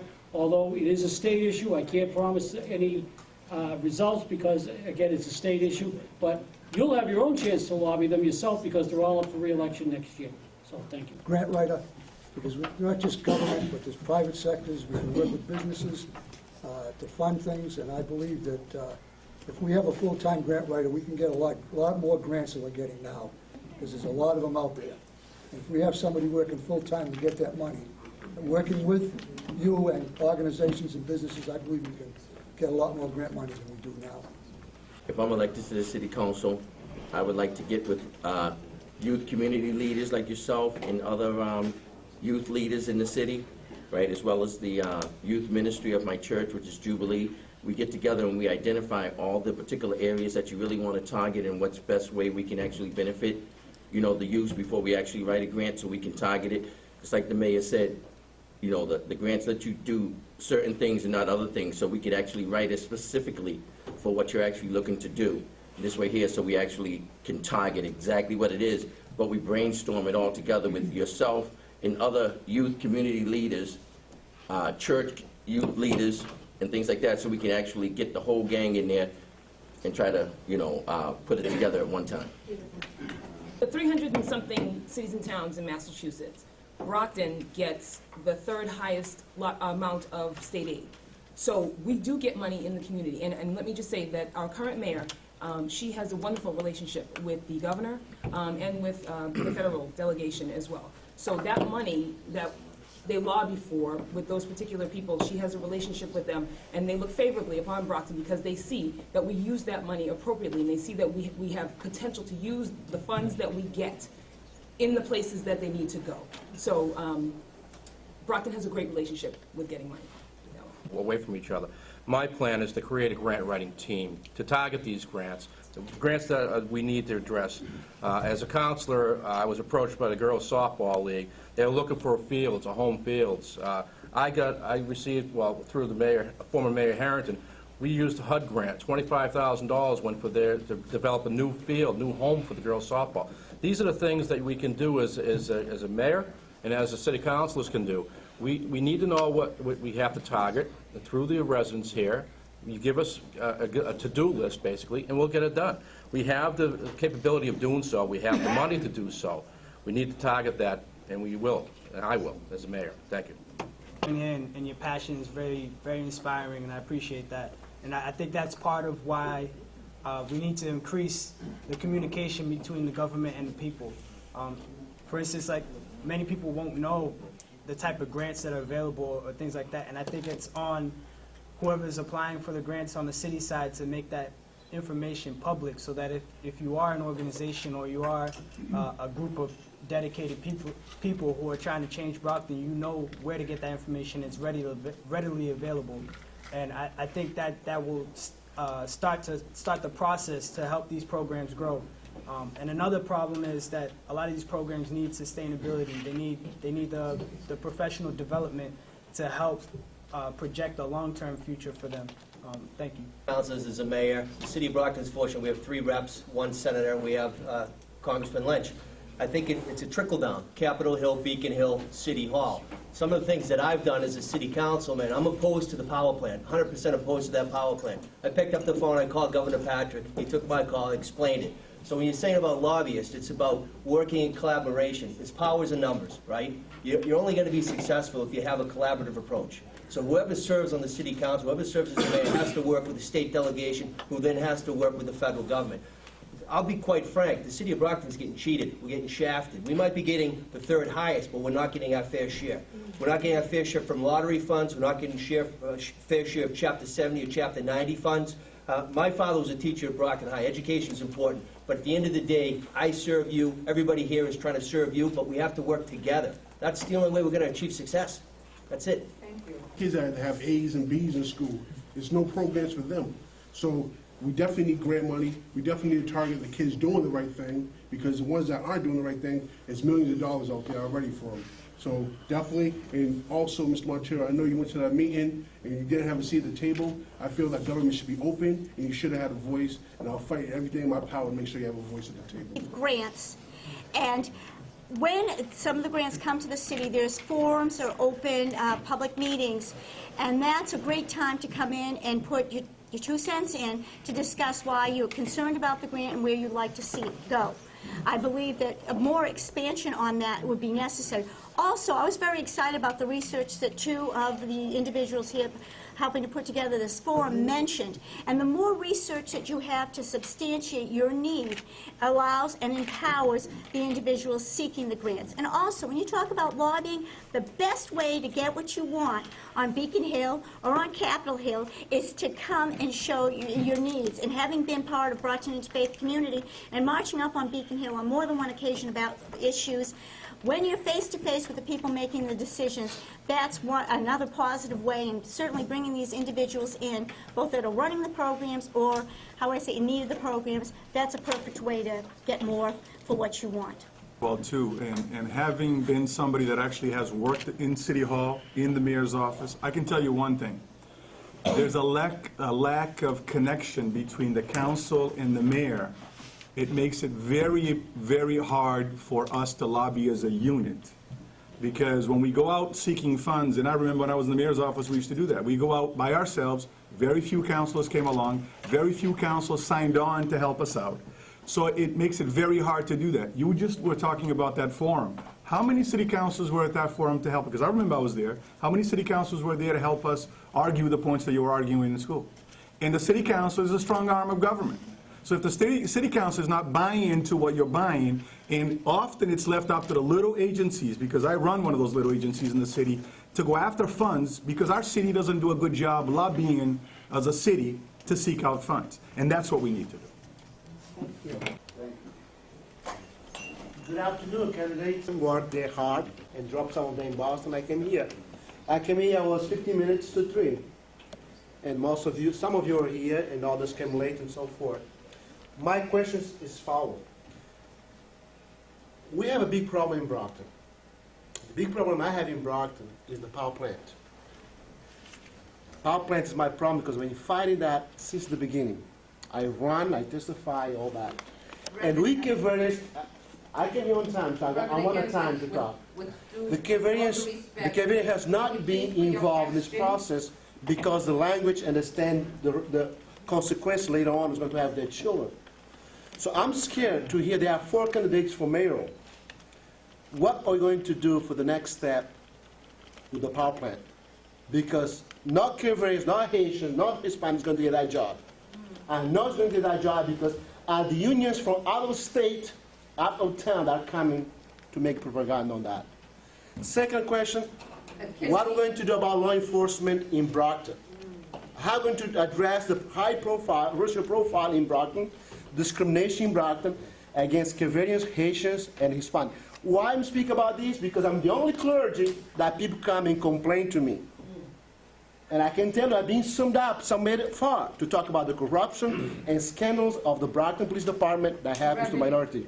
We're going to do this just for the mayor, so it should take time. Thank you. Thank you. All right.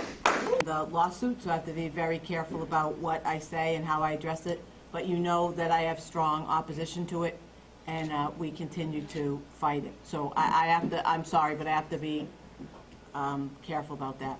In terms of the law enforcement and corruption, and I mean, I have worked with police chief in terms of, you know, discipline and termination of police officers, and we've done a lot of disciplinary work and other things, and we'd be more than happy to continue and to have some dialogue with you in terms of that.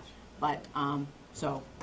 We have visited hundreds and hundreds of Capeverdean families across the city, and the issues that keep being raised to me are high taxes, high water bills, violent crime, jobs. These are the issues that come up constantly when I visit Capeverdean households. I haven't had one Capeverdean family yet ask me about the electric plant. But I think I've given my position 10,000 times. I'll do it again.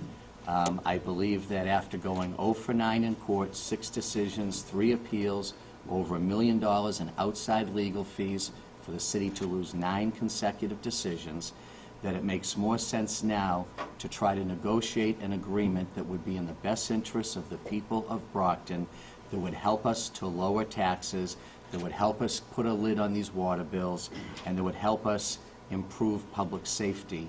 And I believe those are the issues that are truly important to the vast majority of Capeverdean families in the city. I'll also address the law enforcement thing. Safe neighborhoods impacts all communities in our city. It doesn't matter where your grandparents were born. We all want safe neighborhoods. And we need to get gang leaders and drug dealers off the streets. That's the first step. If you look at my 10-point plan, I think that you'll see some long-term solutions that include community involvement, building trust between the community and the police, reestablishing gang resistance training in the schools, bringing anti-drug, anti-gang curriculum into the middle schools and the elementary schools so that we can help young people make good decisions when they get to middle school so that they choose an education and homework and college over gang involvement. Thank you. Down in that section of town, and nobody down there wants to have the power plant. It will drive down house values. People have said to me it won't, but let's face it this way, if you're approved for a $200,000 mortgage, would you buy a house near a power plant or away from a power plant? You would away from a power plant. So it will drive down the value of the homes. And then what's going to happen is the other sections of town are going to have to make up the difference. Because you're going to lose tax money here, and you're going to get tax money from the power plant, but it's going to be negated by the loss of taxes on the home values. Excuse me. Also, it's been proven that a lot of these power plants go bankrupt.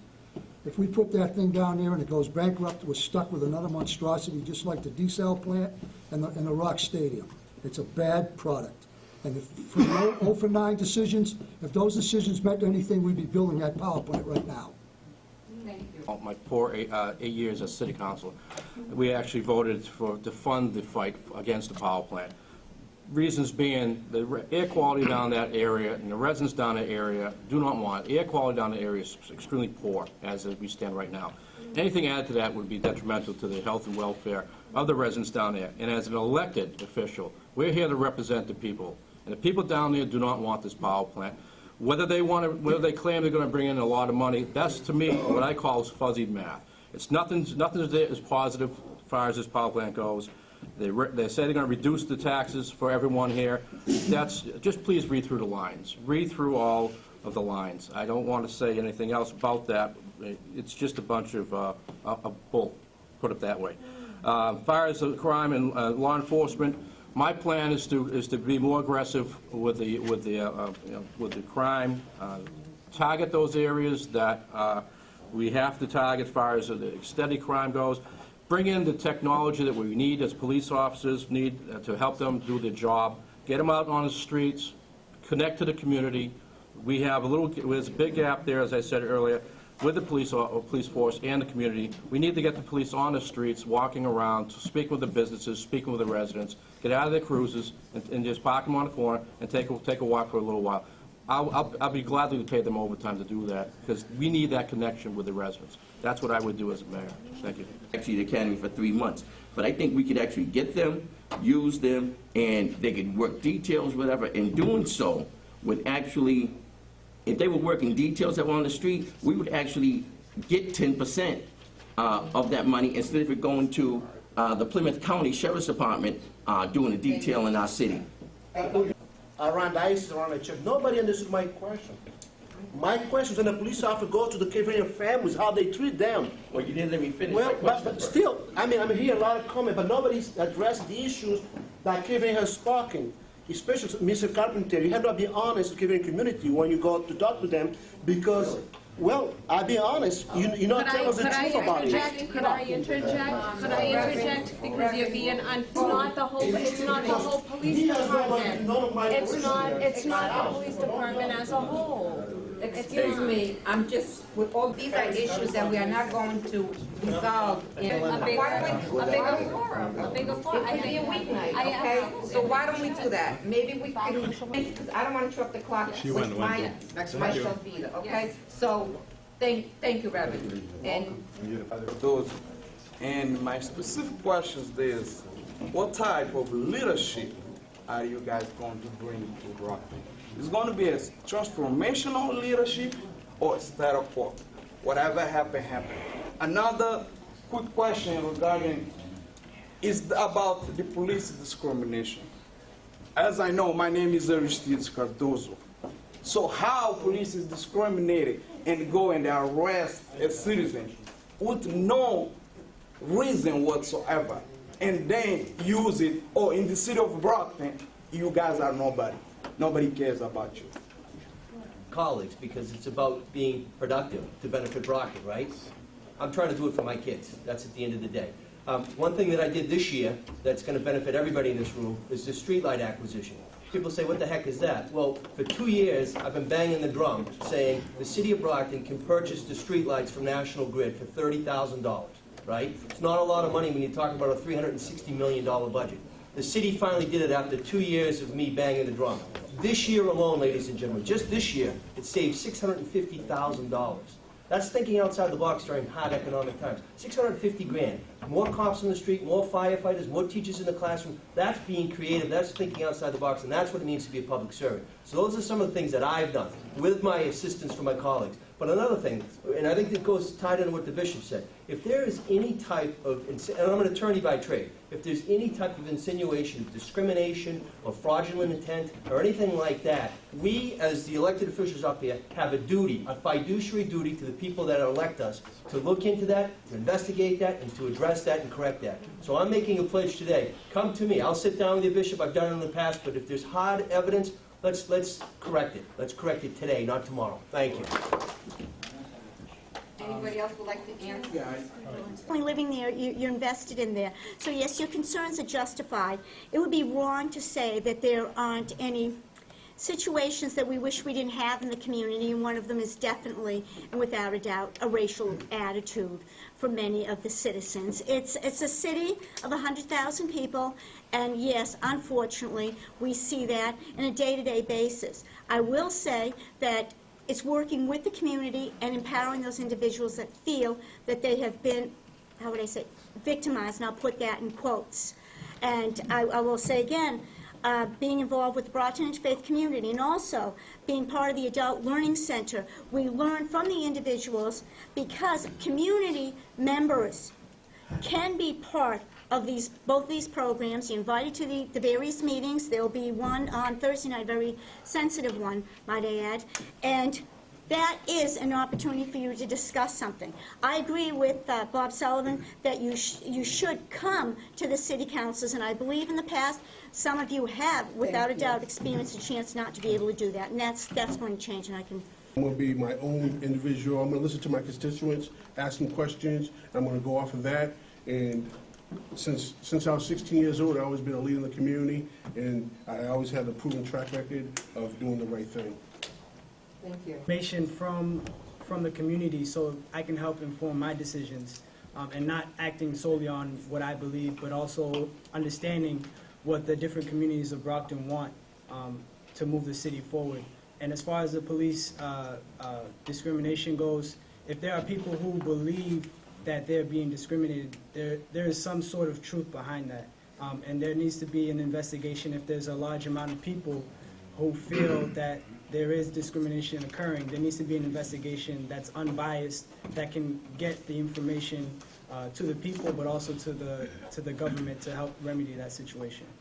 Community leaders at Ward 7 City Council have been elected 4 terms as a city council because I think out of the box. I don't go along with the flow. I have my own opinion, and my job is to represent the residents of my ward. I bring in a no-nonsense, common-sense approach. That's the type of leadership I will bring as a mayor. As far as discrimination goes, there's absolutely no room in this city or anywhere in the world for discrimination, whether it be the sex, your heritage, your religion, anything. So I'd be having absolutely zero tolerance. I'd love to sit down when anyone has any problems. If they felt they were discriminated, sit down, we can talk it over.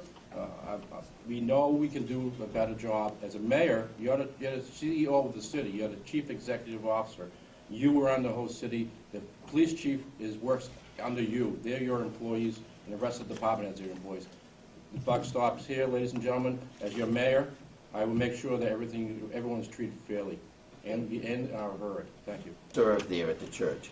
And what a lot of people don't understand is that if I'm elected, I am a servant of yours, okay? And that's the type of leadership that I plan on being in there, a servant to the people, okay? And as far as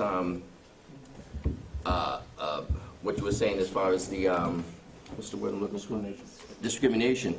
The leadership of the police department needs to be more diverse also, okay? Because what happens then is that, you know, you have the people that are being discriminated against actually have no recourse. You know, there's no one in upper rank that's I'm saying an equal thing. I'm not saying there's none, but I'm saying there needs to be a leadership of sergeants and captains and lieutenants or whatever that are Capeverdean, that are black or whatever, to where someone on that force can then step in and say, I'm going to look into this, okay? Because what happens now is that you can complain all you want about the discrimination, but it's falling on deaf ears because no one's going to, who's policing the police is basically what I'm saying.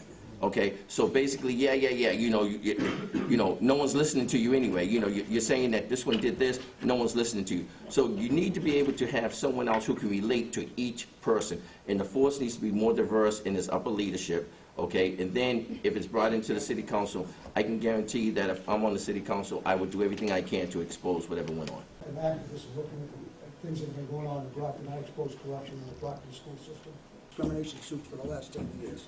I asked that in May. Right now, I've only had a partial list. They won't give me the full list. But I know right now there's at least 9 discrimination cases against the city of Brockton. 6 of them, I believe, are against the police department.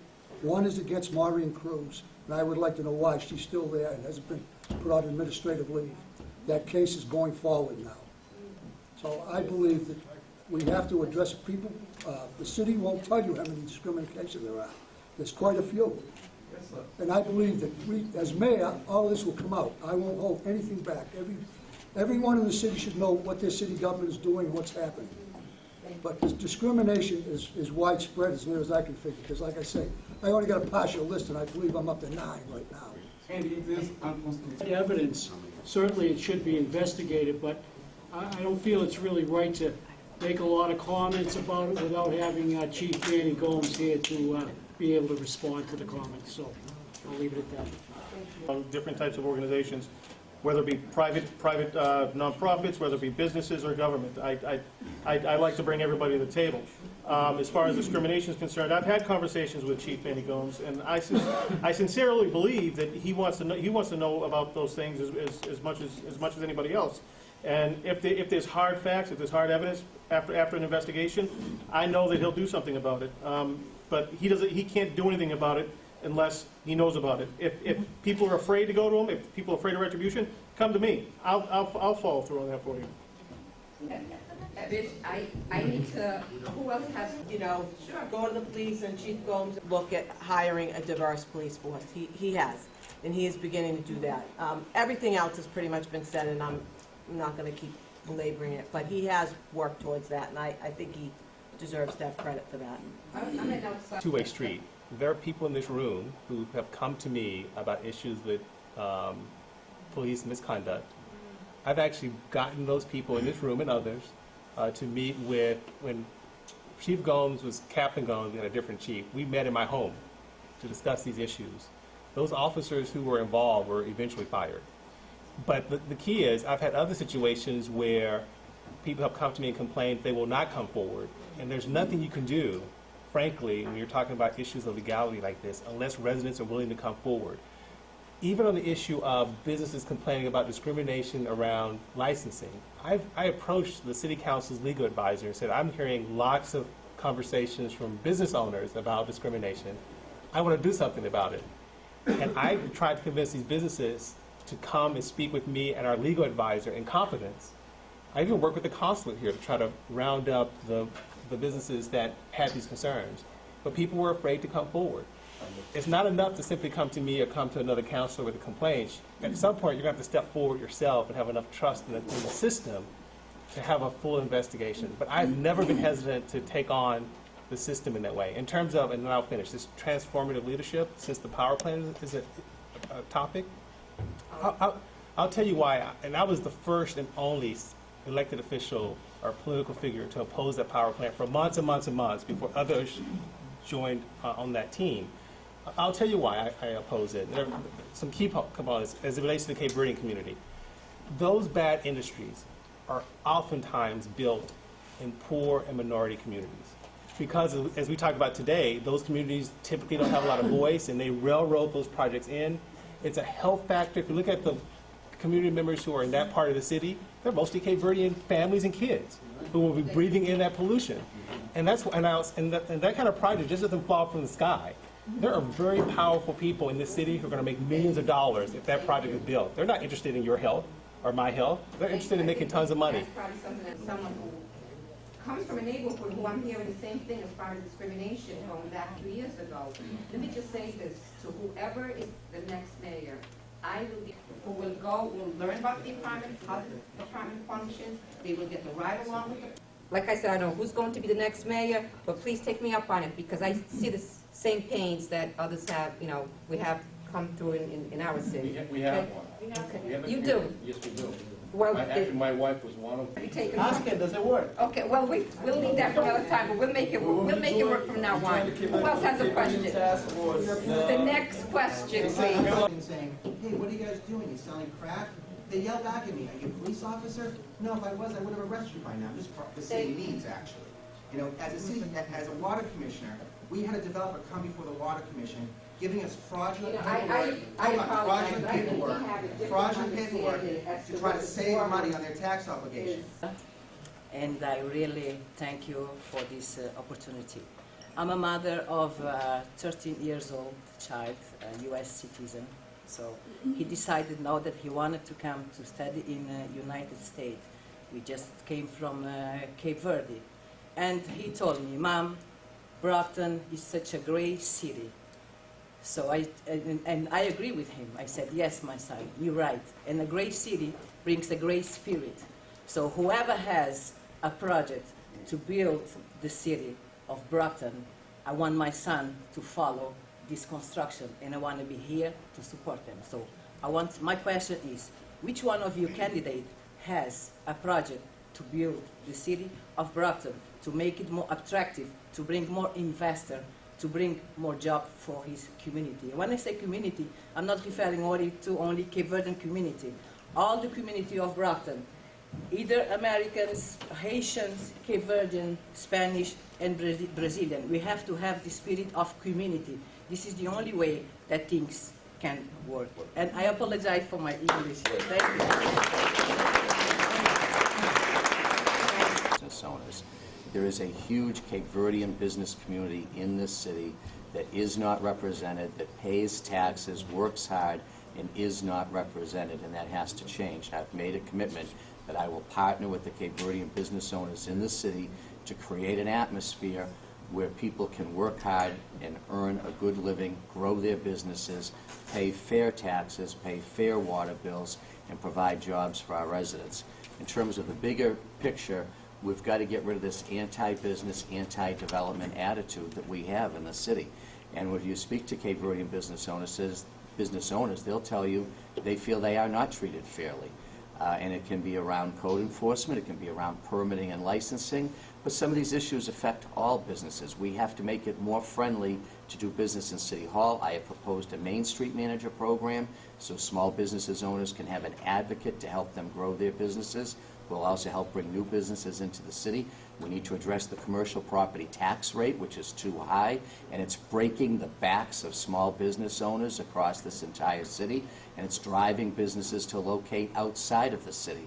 We've got to put permits and licenses online, streamline the process, make it easier, treat everybody fairly, and it has to start at the top. We need a mayor who is going to proactively work with private investors, private developers, and every single business owner in the city, large or small, to advance this city forward. Thank you. So I would say there are a lot of policy things that I think I've been working on and been successful to make certain that there's more equity and there's fairness in how specifically Capeverdean businesses are treated by the city. But I will give you a specific example of one project. Several years ago, a Capeverdean man came to me, called me up, and said, I have an idea. I'd like to sell renewable energy products from the U.S. to Cape Verde, because as we know, there's an energy crisis in Cape Verde, which also impacts water supply in Cape Verde. No industrialized economy can survive without a steady flow of electricity and water. And this individual said to me, I can't get people to pay attention. I think it's a great idea. And I met with him. I didn't really know him beforehand. It made a lot of sense to me. And I said to him, I want 3 things to happen if I'm going to get involved, because everyone, clearly, as you can imagine, were telling me not to get involved because it probably wouldn't work and then my reputation would be on the line and blah, blah, blah. I said, number one, it's a great industry because it's about an immigrant community continuing the history of immigrant communities in Brockton innovating around business. Number two, that he had to make certain he founded his business in Brockton and not someplace else, that this would be a Brockton business. And number three, get young people involved, because I truly believe that if young Capeverdeans can see a Capeverdean business owner do extremely well, that'd be very powerful. The Minister of Power and Health and all this, and the different mayors, coming from that movement, we were able to secure for this small business owner $26 million in contracts. So there are municipalities in Cape Verde who have agreed to buy products from this Brockton company. They're now close to finishing the private equity to get the project started. So how this typically works, like our Aquaria project is with cities, the city signs a contract, and then the private business uses that contract to bring in private equity because they know the money will be there in the future community. Thank you. Where we would hire someone to run the planning board, also concentrating on economic development. We do need to have more businesses, but we have to have the right type of businesses move in. We want livable wage jobs. We want benefits. We could build the power plant, which I'm against. We could bring in 100 more Walmarts, and then how's that going to help the city? It's not. We do have the right, you do have the right to choose what type of businesses move in. I don't agree that, I'll fight it in court every day, because what happens if a nuclear power plant wants to build in Ward 1? What happens if 5 companies want to turn the city, our city center into a red light district? They're businesses, we're supposed to let them move in? No, we have the right. And I just want to go one thing, because I think I'm the only one who hasn't answered the question on what type of leader I would be. I have already stated on Facebook that I will meet a minimum of once every other month with any residents. I can set it up with the schools, it will be free. I want everybody to come down. 3 people come down, great. 300 people come down, great. If we need more meetings, we'll have it. I'm going to be the one, I'm going to be the leader out in the street. You invite me to a house, I'll be there. That's all I can say. Thank you. Is that the gist of it? The plug about the economy. And with the economy, you have to have what's called the rule of law for businesses to want to come to your marketplace. If you look at Brockton, downtown Brockton, yeah, we do have businesses coming in creating restaurants or shops, auto shops, anything of that like that nature. But here's the thing, is that Brockton has to create a better marketplace. And when you have all these murders and crime and violence happening in your community, you have outside businesses that are not at the bottom level economics, in the middle tier, that are dying to go and open up shops, but are going to look at Brockton and say, why do I want to go down there? The sidewalks are a mess, there's dirt everywhere, there's trash, there's no trees, and it looks like there's nobody around shopping here. So what it comes down to is creating a better marketplace. And with me, it's about the broken windows theory. It's been proven in Lowell, it's been implemented here in Quincy, in Boston, in New York. If we do that and create a better marketplace, while we do the other things part of the web, better permitting, better language for people of different nationalities, all this other stuff, it'll come together as one. But it starts with that whole thing, creating a better marketplace for the city of Brockton, a safe place for the economy to work. But it starts with broken windows and also a change of attitude how we do business here in Brockton. Thank you. We have a $100 million investment that's going to take place on 4 acres parcel in downtown that hopefully will break ground this fall. We have another successful project that's happened, a $9 million residential unit. We have some infrastructure and road work that's going to be going on on Main Street next year. We have some that was completed this summer with the lighting of the under overpasses for the train. We'll make it comfortable for commuters to walk in and out of downtown. We redid the roadways, we redid the sidewalks, and what we will do also is utilize the councilors passed an ordinance this year for a planning and economic development person.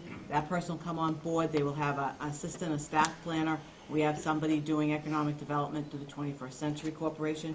We have, through the 21st Century Corporation, held expos for small businessmen to come and learn about financing, tax incentives available to them, different ways for them to do, to create a business, to have job creation. We are currently working with Seed to develop a loan for, there are some small businesses that don't need a lot of money. They need a small amount of money to get started, but there's no bank that will work with them because of the money they need, so we're going to work with them. So we're going to take all those building blocks and put them together. We need to streamline our business processes. We need to make it easier for a business to exist, to establish itself and exist. There's a reason why a lot of businesses locate on the outskirts of Brockton, because they have a lower tax rate and they can take advantage of the customers from Brockton, but we don't get any of the benefit. We need to make it easier for these people to move into Brockton and want to invest in our city. Lowell, Springfield, Worcester, Waltham. They all do the same thing to revitalize their downtowns. They have turned them into entertainment districts. That's what we need to do here in Brockton. We need a performing arts theater. I have a building in mind that would be perfect for it. We already have the new projects that the mayor spoke of downtown to provide the housing, but these people, this housing is not going to generate any business if there's nothing for anybody to do down there.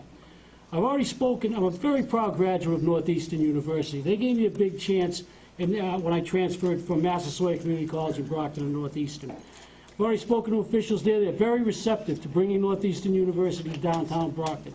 But if we could do that, and we could expand into an entity with various codes and licensing and ordinance changes, if we could make that into an entertainment district, they could rebuild some of these old factories into upscale clubs, decent places that people want to go. I'm not talking about dive bars. I'm talking about classy establishments with music and things like that. So if you elect me, Steve Foote, as your councilor at large on September 17th, I will pursue those goals, and I will talk to my friends at Northeastern University and hopefully bring that to downtown. Thank you. Thank you. Taxation and overregulation, and this is what's happening in the city of Brockton right now. I plan to leverage our tremendous assets. We have a great workforce, especially Capeverdeans. We have good public transportation, we have available water and sewer, and we have available below-market real estate. And how are we going to achieve this? First, we must invest in public safety by adequately staffing our police department. We spend only 6% of our budget on the police department. We spend less per capita than any gateway city for the police department, and that's unacceptable. We also have to lower the tax and water rates, and we make Brockton more competitive, making City Hall boards, commissions, and businesses friendly. Get rid of the schemes such as the desal plant, the stadium, and make Stonehill College pay the proper sewer rates. All my opponents have had chances to do this, and I'm the only one with an independent voice, and I only one that have the fortitude to take action. I would appreciate your vote on September 17th. Thank you. Hours. If you go on the site, electronic permitting is another big issue we have with the businesses here in Brockton. We don't have it here right now. Electronic permitting is when you can go on your own computer if you want to open up a business or you want to apply for a permit. You can go and apply for it. The websites, my website actually uses Google Translator. We can translate to any languages you want. I know the city's just adopted that a little while ago, that you can translate all the permits and so on. But not every single permit is online. That will be part of my action plan. It is my action plan. I created back in January. A lot of these people are talking of how they're going to create different things, institute different ones. But, you know, it's about the people here. Can we reach out to the right people? Can we reach out to you? This is your city you live in. 2 years with City here in Boston, and we did a lot of projects that were very inexpensive that help beautify public spaces and schools, and that's something that we could bring into Brockton that citizens can get involved with, businesses can get involved with in sponsoring these events, and the city government can get involved with. And it's simple as cleaning up a park, repurposing basketball courts, soccer fields, because these are things that the young people need to have something to do over the summer or throughout the year. And it's very inexpensive. You just need people to come together and make that happen. So that's all I want to say. One of the things that I've done on the City Council is Massachusetts General Law, Chapter 40R. What it means is it's zoning. It's smart growth zoning. And we adopted it because, again, I was banging the drum saying this is the right thing for Brockton. So in the core of downtown, there's 5 areas now for development. And we see a $100 million development near the old Enterprise building. We're going to see Legion Parkway being developed. So there's different things that are being done creatively, but it's not rocket science. You just do it. That's it. You know, one thing that I was dismayed last year is I was the only city councilor, the only local elected official and state official to show up to meet the president of Cape Verde last year. President Fonseca came to Brockton. I was the only guy there. I mean, that was pathetic. So, you know, I'm just saying, these are the little things that you can do to better Brockton. Last night, there was a local artist. Pat Quinn and I were there at the library, Susie Shaw. She's a local artist trying to do something different for Brockton. These are the things you need to do as an elected official, but these are the things you need to do just as a Brocktonian. So I want to thank you for coming to Brockton. Thank you. Community. I'm a strong proponent of inclusion and empowerment. We're involved with the cultural arts and economic development, and we're working with the Metro South Chamber of Commerce, the Brockton Redevelopment Authority, the Capeverdean Association, many other organizations in this. Okay? Like water department. I got 2 kids, 6 years old and 10 years old. They went in my house, they dig in the basement to change my water mirror. They left open. Question format, please. Okay? This is the question. Now the question is, when 40,000 Capeverdean in Brockton, when do we gonna have our own radio station for communicate with the old people, kids, when to school, when to, you know, outside? How we can do that? You guys gonna help us to do that? For any new initiative that you could come up with or something that you bring to me that, you know, we can sit down together, you know, and look at that. At this point here, like I said, I don't have the experience at this time here that some of them have. However, I am open-minded enough to support any new initiatives that we can bring forth and make work. Another thing I got to say before I leave. Me and Belson, same we are part of the radio. We sit down this morning and talk about all you guys in the radio. Now it's not about us radio. We do that because we love Brockton, we love you guys. So you guys got to help us. Thank you. Thank you, everyone. Those candidates